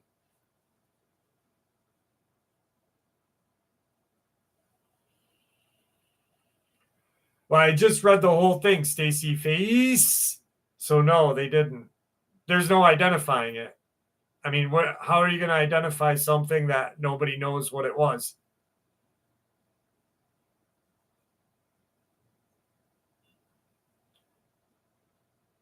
But I like how he described everything. Like the octopus-like eyes, which I've always thought octopus were from outer space. Because they're fucking smart as hell. They can live outside of water. And who's to say they didn't just land on like a meteor, crash into our thing? Oh no, Victor has no idea what that thing was. He still has no idea. Protected from the jizz dribbler. Fucking RH.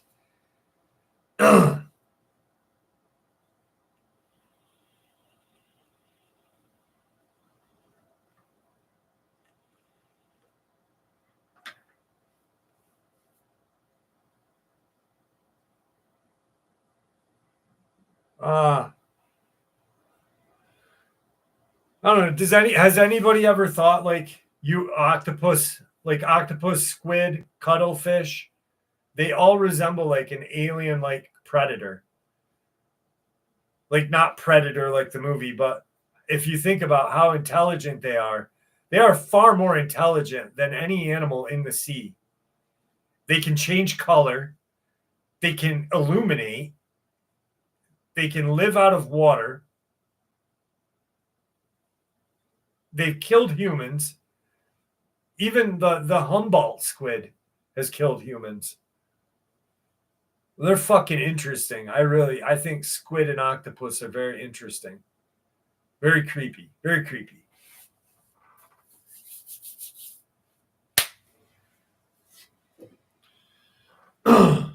Yeah, they've been here for long time. Me love you long time. They can fit through holes. I've heard that some octopi have settled in specific holes of lot lizards. Just what I heard. And I will not tell you who I heard it from. Yeah, in New Mexico, Liz. Absolutely. Yeah, Steve Irwin. He died too young, but he died doing what he loved. Absolutely. Tom, email me, brother. I'd love to hear it. Oh. Wow. See, I did the adjustment. I did the old nut adjustment, and you guys didn't notice. Ha ha.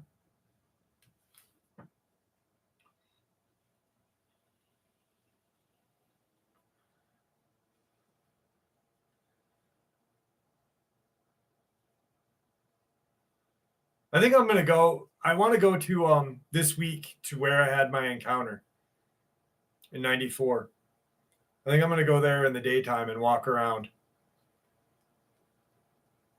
Because when I went last summer, at the end of the summer, when that little girl got kidnapped, it got me thinking, just to check it out. Tom, email me. Here, I'll put my email in the chat.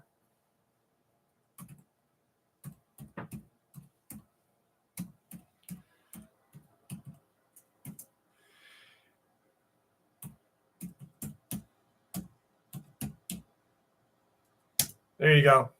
It's under Jessica. Mods are supposed to do that job, but mods don't do their job. I don't know why. Probably because I don't pay them.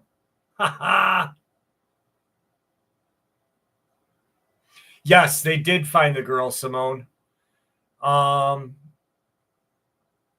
It was fucking weird. The little girl was kidnapped by a guy who had just gotten out of jail for looking at pictures of kids, and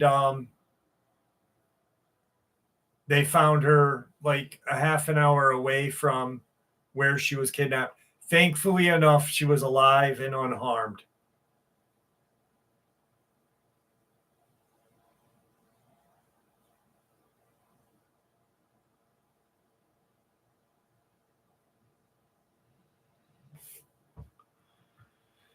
Pigman in the woods are going hog wild. Oh shit, Tyler Steven with the fucking dad joke. Thank you, 59th.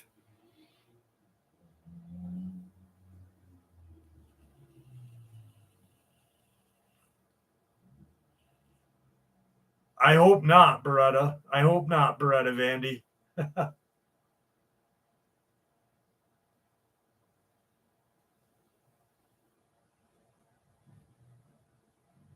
I'm going to take a minute before I read anymore. I've done a lot of fucking encounters tonight. I can't believe we've done that many already. Right? Whoa. Has anyone not heard my Dogman encounter? I'll share it again if you want to hear it. Rockin' Steady! He's back! Yay! Johnny Ohm, you never heard it, bro? All right, I'll tell it again. So, here's the Dogman encounter that got me started, that actually got my life invested in cryptid and paranormal research. The year was 1994. I was with my best friend Martin, my girlfriend, his girlfriend, and our friend Gabe. And we couldn't drive, the four of us. Gabe could drive because he was over 18. And in New York State, you can't drive after 9 if you are under 18. On Route 9 going towards Saratoga Springs, there was a cul-de-sac that was getting built, and it was a U shape. So like you'd pull in off of Route 9 and you'd go in a big U and go back out to Route 9. There was about 6 houses getting built on the far wall of this development. There were no houses on the inside, but all on the outside of the thing in the woods. In those woods is an old abandoned prison called Mount McGregor, and mountains, the Hudson River, and a bunch of little random ponds and lakes. When they went through there, they carved out that road and they pushed a bunch of debris, the woods and shit, into the woods. So it was very thick. The people's lawns were a good size. I'd say maybe a half an acre to 3/4 of an acre. And the houses were built at different stages. I remember that vividly because we were in front of a house. We were across the street of a house that was like halfway built, and there was one that was fully built, and a couple that were just starting. And we're all hanging out. We're listening to the greatest New York City hardcore band ever, Biohazard, and just I'm smoking cigarettes.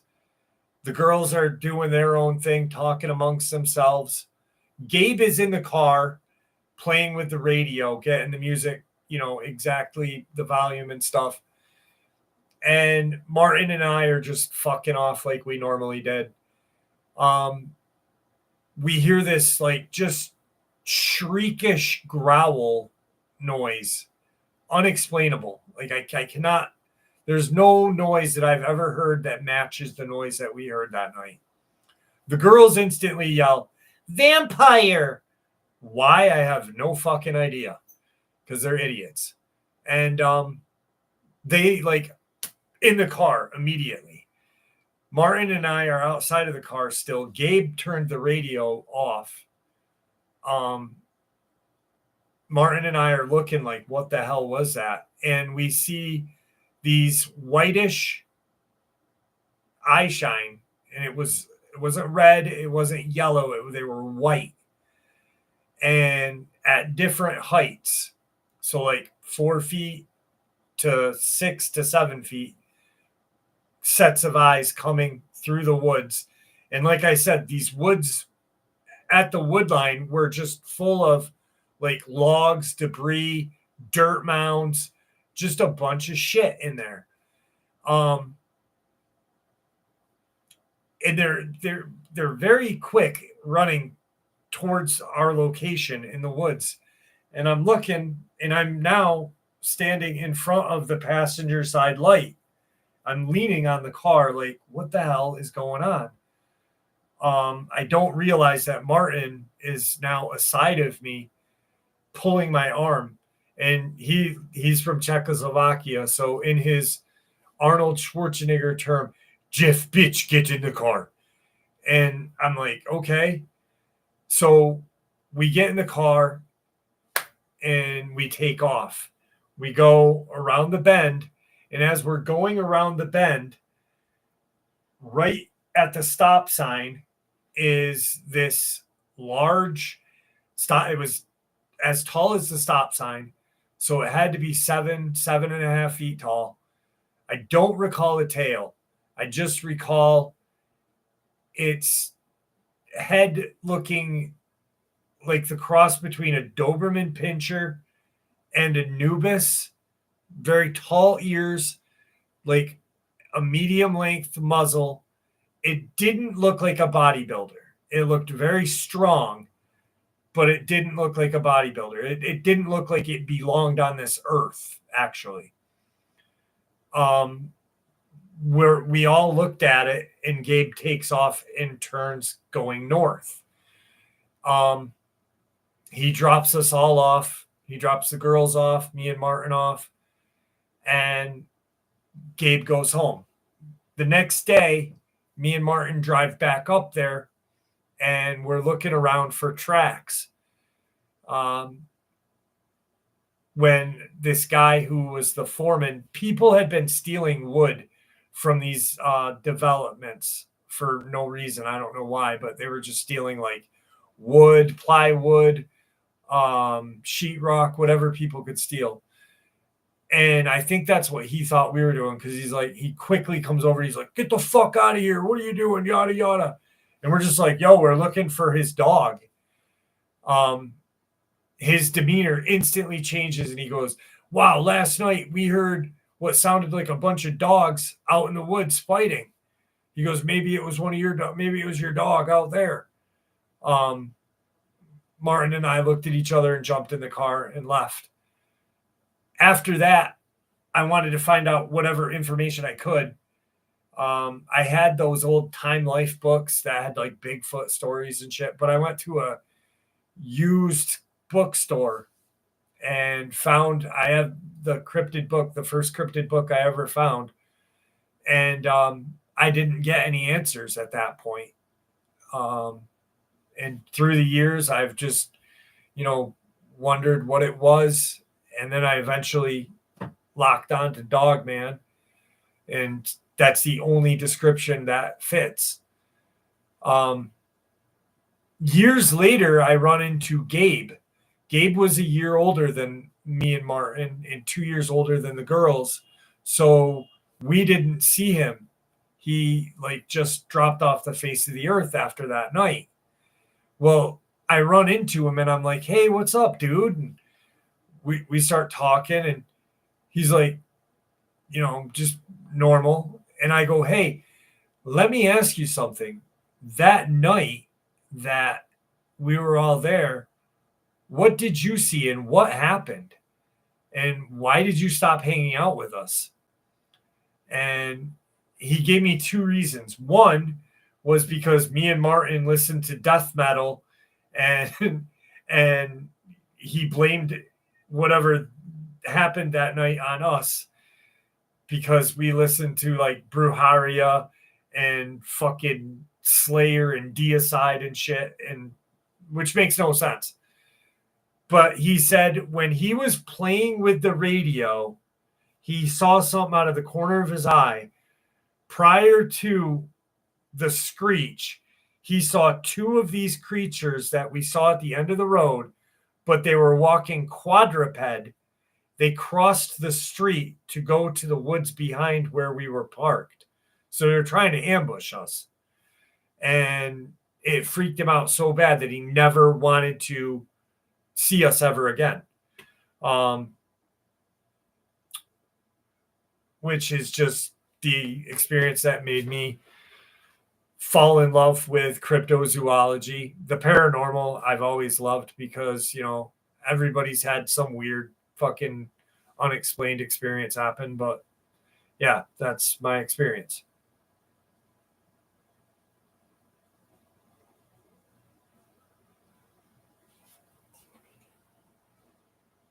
No Cap, what's going on? How are you?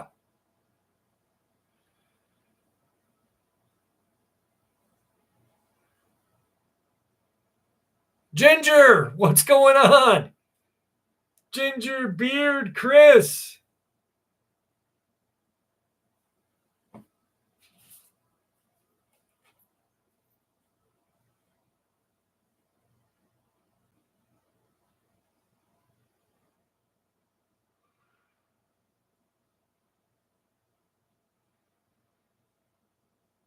Just looking to see what I missed. No, it didn't have a hunchback. It did not have a hunchback. It was straight up, just fucking very, very straight, almost like a soldier would stand. Very uniform looking. That's another thing that I remember so vividly, that it just stood uniform and it turned its head to look at us. It didn't turn its body, it just turned its head to look at us.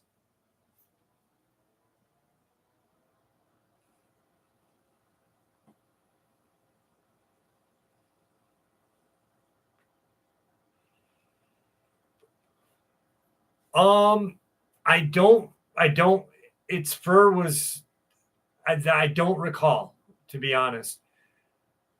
It was maybe grayish because it wasn't black, but I don't recall if it was long. I just remember its head and its ears and its posture. Its posture was so fucking weird. Yeah, that's the thing. Hang on a second. There's someone in front of my house right now yelling.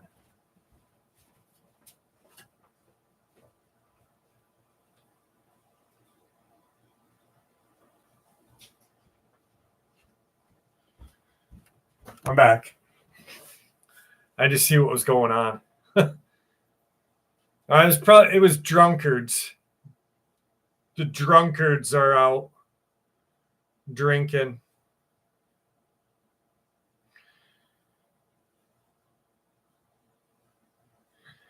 Hang on, I got a text Belle. She wished me a happy Father's Day again. Oh, I love you, baby.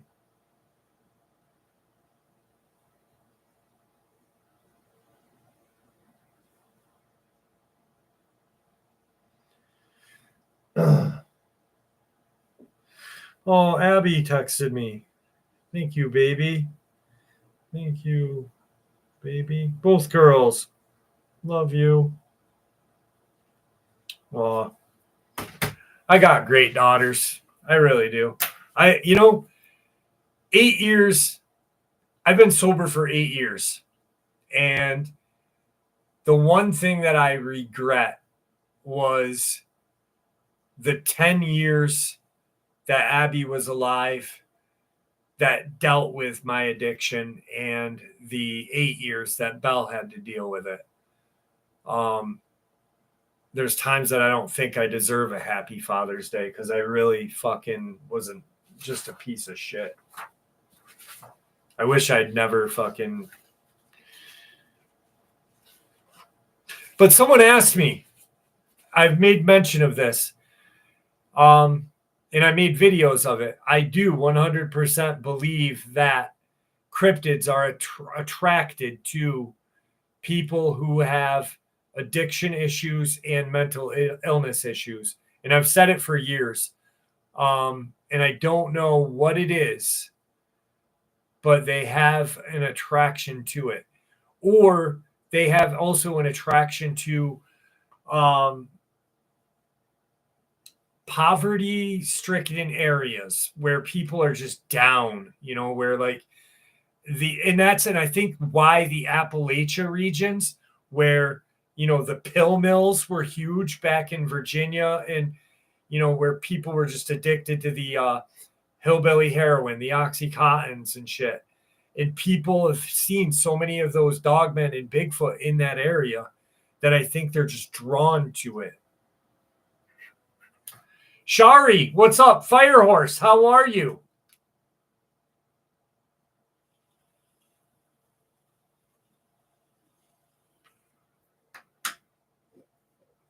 Tom, thank you, my friend. I love you, but maybe in a little way. $20 is $20.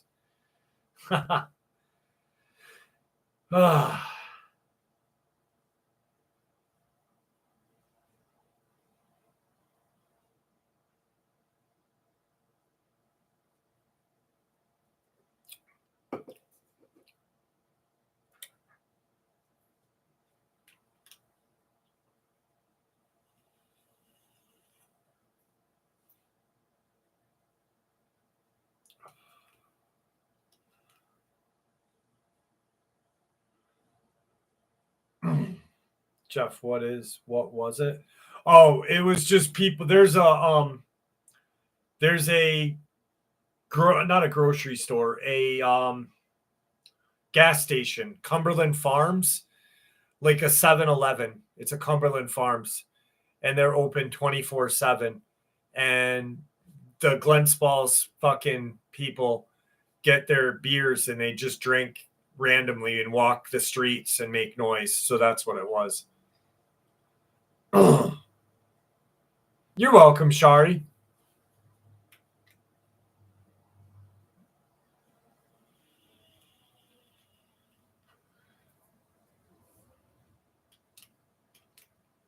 You know, Soundwave, I don't know about that. I'm native. I have family that live on the res. I'm carded and I've never heard that.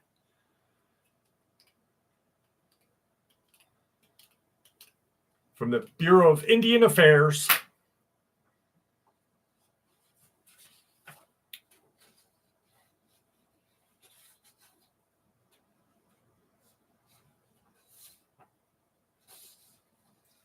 You know what really pissed me off the other day? Check this out. There's a channel out there, and word for fucking word, they shared the Connecticut ambulance story that I interviewed the gentleman who it happened to. And I heard it. It popped up on my YouTube pop thing. And I was like, wait a second, ambulance Connecticut, what? And I listened to it and I'm like, that is word for word everything that I said in that video. Word for what he sent me. And I called him up the next day and I'm like, hey, bro, I'm like, just question, because it is your encounter, but did you share this with this channel? And he's like, absolutely not, Jeff. He goes, I only shared it with you. And I'm like, oh, good to know. Word for word. They fucking copied.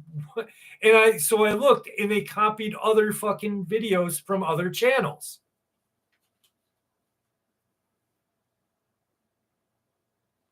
Yeah, no cap, no problem. I was so mad. Thank you, Web Surfer.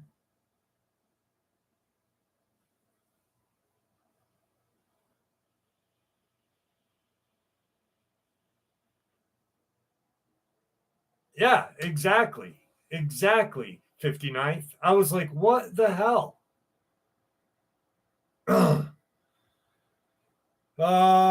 Supernatural something. No, he didn't share it with him, Elizabeth. He did not, because I talked to him that day. The day after, he did not share it with him. I just said he didn't share it with him. I called him and said, hey, did you share this? I said that, didn't I? Yeah.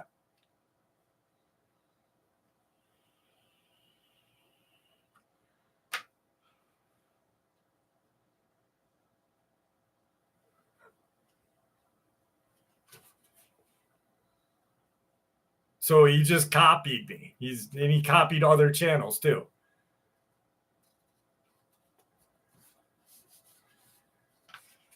Actually, maybe I'll have the guy come back on the show.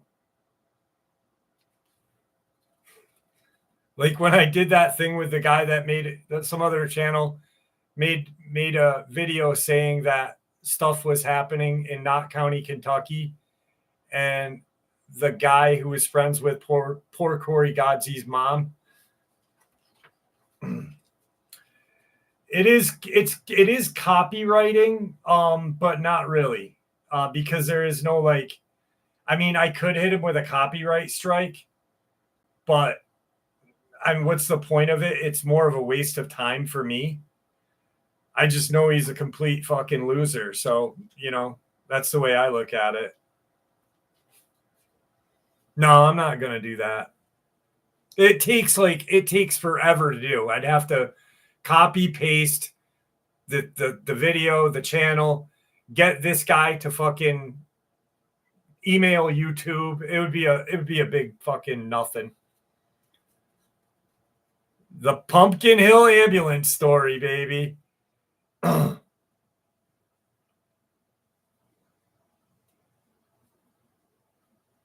But you know what? You know what? The Japanese do say that copying others is the biggest form of appreciation. So maybe he's not a loser. Maybe he just loves my booter. Yes, flattery. Thank you, 59th.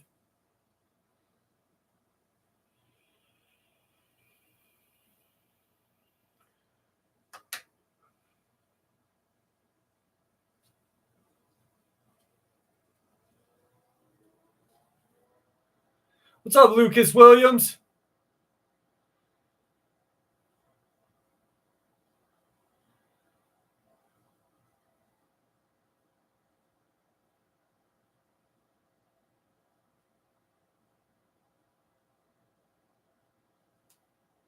I am flattered.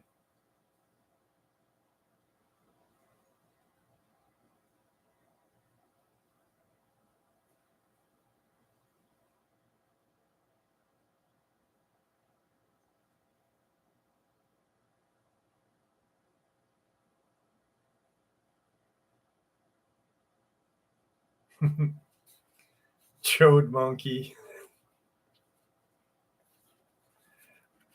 A little bit. It was just irritating.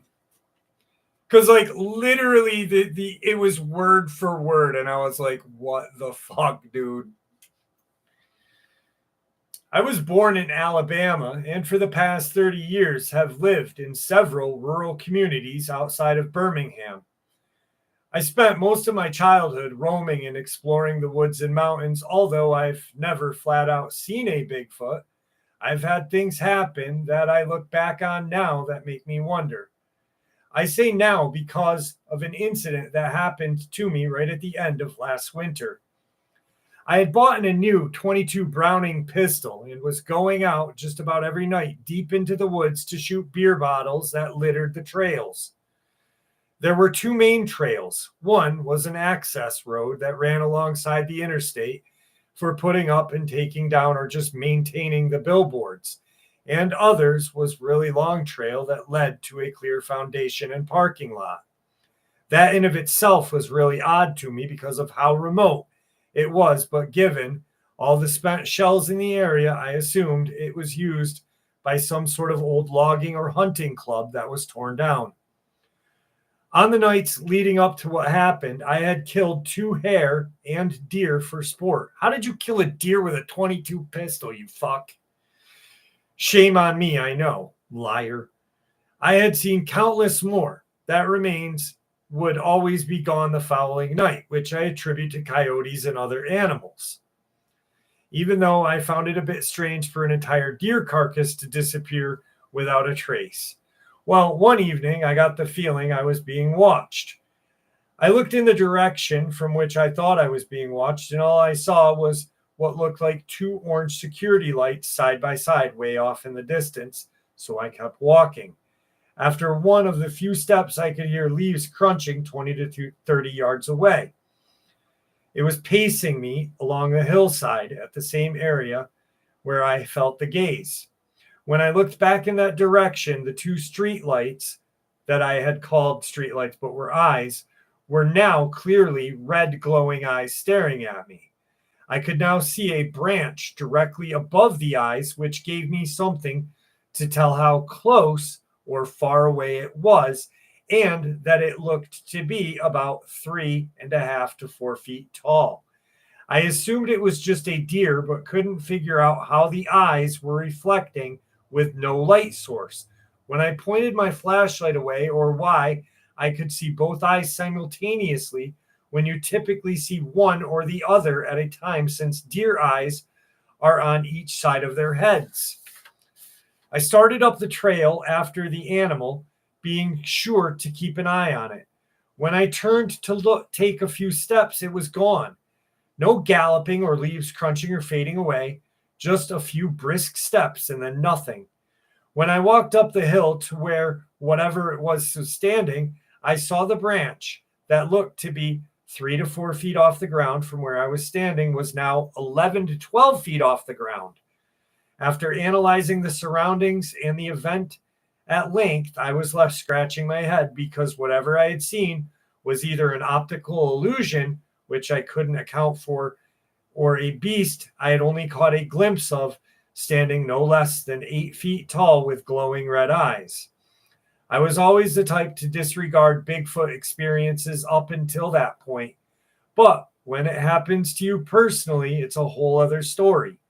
There was no odor associated with it, which I know often accompanies these kind of sightings.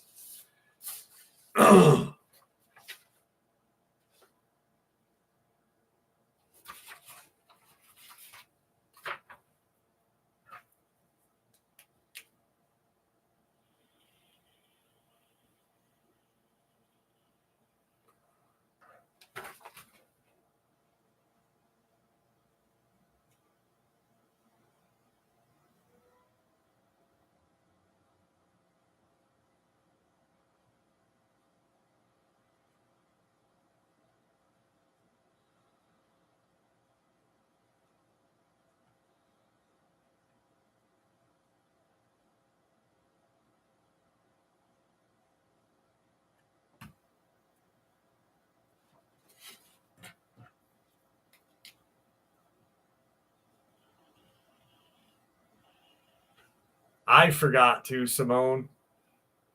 What's up, TW? What's up, Zachary? How are you?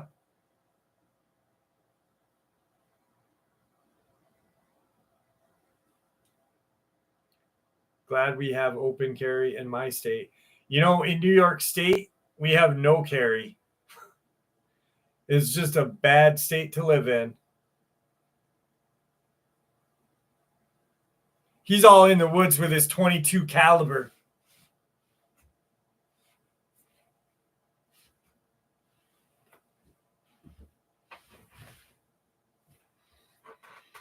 Caden's got better guns under his pillow.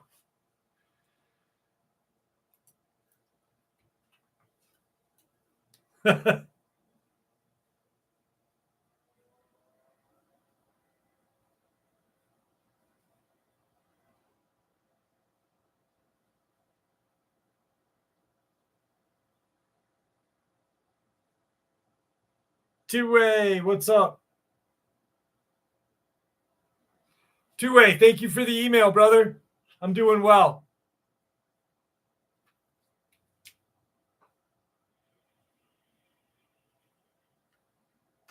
All right, guys, 2.5 hours of a live.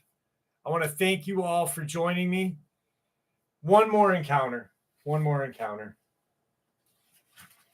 You guys fucking got it out of me. One more.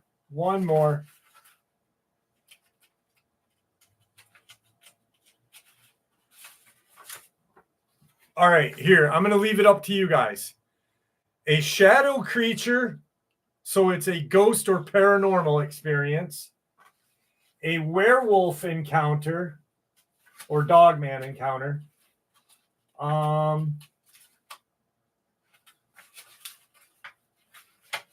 Yeah, we'll do the dogman one. We're going to do the dogman one. Here we go, kids.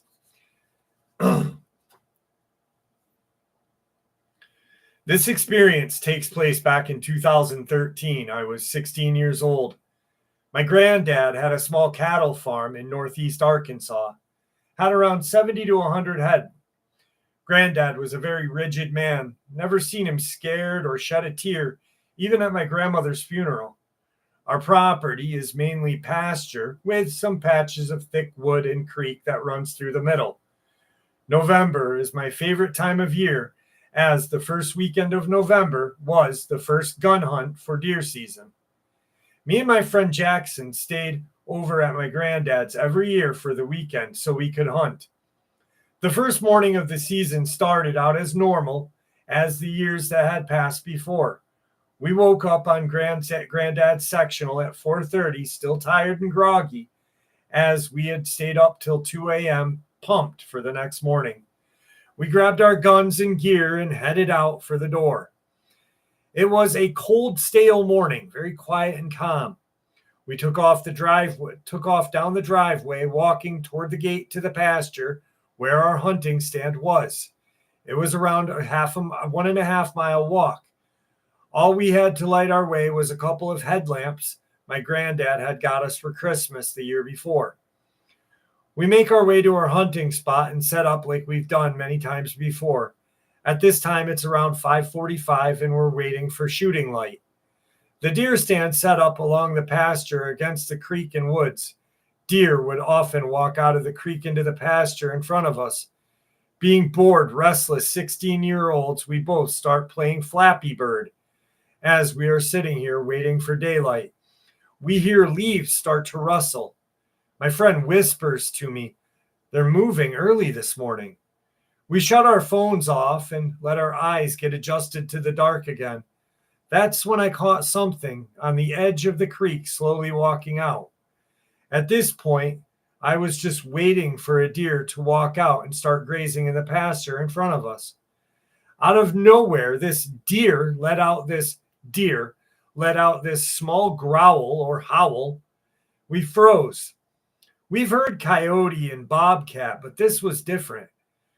We stared at this animal that was against the tree line. It was still dead. My friend whispers to me, "That's not a deer. What the hell is that?"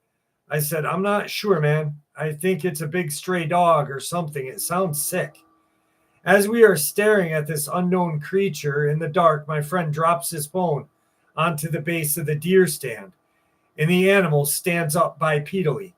My friend absolutely freaks out and ripped off his headlamp and pointed it at the animal. There, standing in the spot we were staring at, stood this canine-like creature, to best be described as, it looked like a German shepherd standing bipedally. This thing had to be 7 feet tall, as it towered over this fence against the property line. This thing stood there for maybe 3 to 4 seconds before dropping back onto all fours and darting back into the woods, trying to get our eyes off of it. I looked at my friend and he said, "Let's get the hell out of here." We ran back to the house as fast as we could. When we got to the house, my granddad was sitting on the couch watching TV and drinking coffee. He said, "You boys are back early. Give up already?" We proceeded to tell him everything that happened, and he kind of laughed at us. "You boys got a wild imagination. We played in those woods when I was a kid, and the scariest thing we saw was each other." Terrible granddad joke. Finally, we calmed down and tried to talk about what we had seen with each other. That's when granddad's phone rang. It was my dad, who always checks cows first thing in the morning. I don't know what my dad said to my granddad on the phone, but Grandpa stood up with the blankest face and ran to his bedroom and grabbed his old SKS rifle he kept out to shoot coyotes and other pests that came back to the front room. "Stay here, watch TV till I get back," he told us. Me and Jackson stared at each other. We sat around the kitchen table for a couple of hours till Granddad came back, followed by my dad. Both of their faces looked like they had seen a ghost. Dad tells me and Jackson we're not allowed to hunt for the rest of the weekend and that he needed to call his mom to come get him as soon as she could. I asked my dad and Grandpa what was going on, and my grandpa said, "The door to the barn is open and 12 calves were ripped apart or missing." My granddad called the local sheriff to report it. I remember standing in front of the barn with 3 cops there. Granddad wouldn't let me go in and look, as if an interesting 16-year-old would want to. Everyone seemed clueless and frightened. After the police left, my dad and granddad cleaned the barn and disposed of the carcasses. The rest of that Saturday went on as normal as it could, I guess. That night at supper, Granddad asked me, "Son, when you said you saw that animal this morning, you weren't pulling my leg, were you?" I said, "No, Granddad, I swear."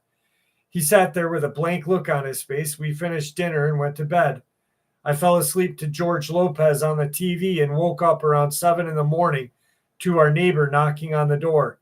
Turns out he had some cows ripped apart in his pasture the night before and wanted to get rid of whatever was doing it. They called Fish and Game, and they came out and did an investigation, looked around, and said, "We'll get it handled." We're pretty sure it was a bear that traveled far south, as we have no bear in this area we know of. I remember going home from Grandpa's house with all of this running through my head, trying to figure out what I had seen and everything that had happened. A few days went by and nothing out of the ordinary happened. My grandpa wouldn't talk to me hardly about any of it. So I'm not exactly sure what happened after all. I know a few times a year there are reports of an animal sighting matching exactly what we seen that morning. And it's now 2024. As a grown man, I want to know what I saw, but I'm not sure where to start.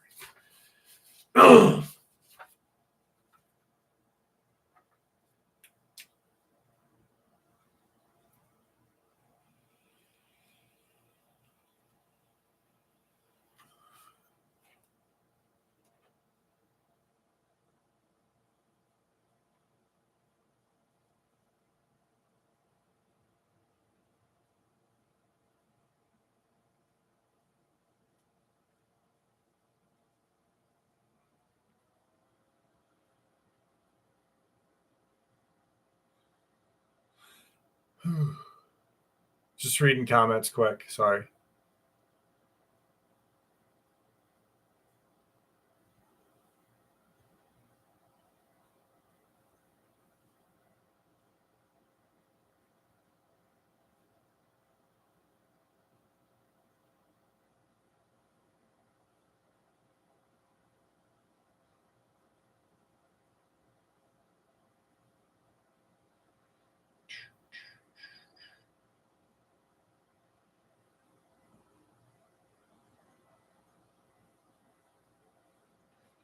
All right, guys. Have a happy Father's Day to all of the dads out there. Thank you for spending the beginning of my Father's Day with me. I appreciate it. I can't wait till next weekend, next Saturday, to have fun with you again. Thank you for everything. You guys fucking rock. I was going to say rule, but that kind of sounded dumb. But I love you all, guys. And you guys make this channel what it is. So I appreciate you all. Have a good night.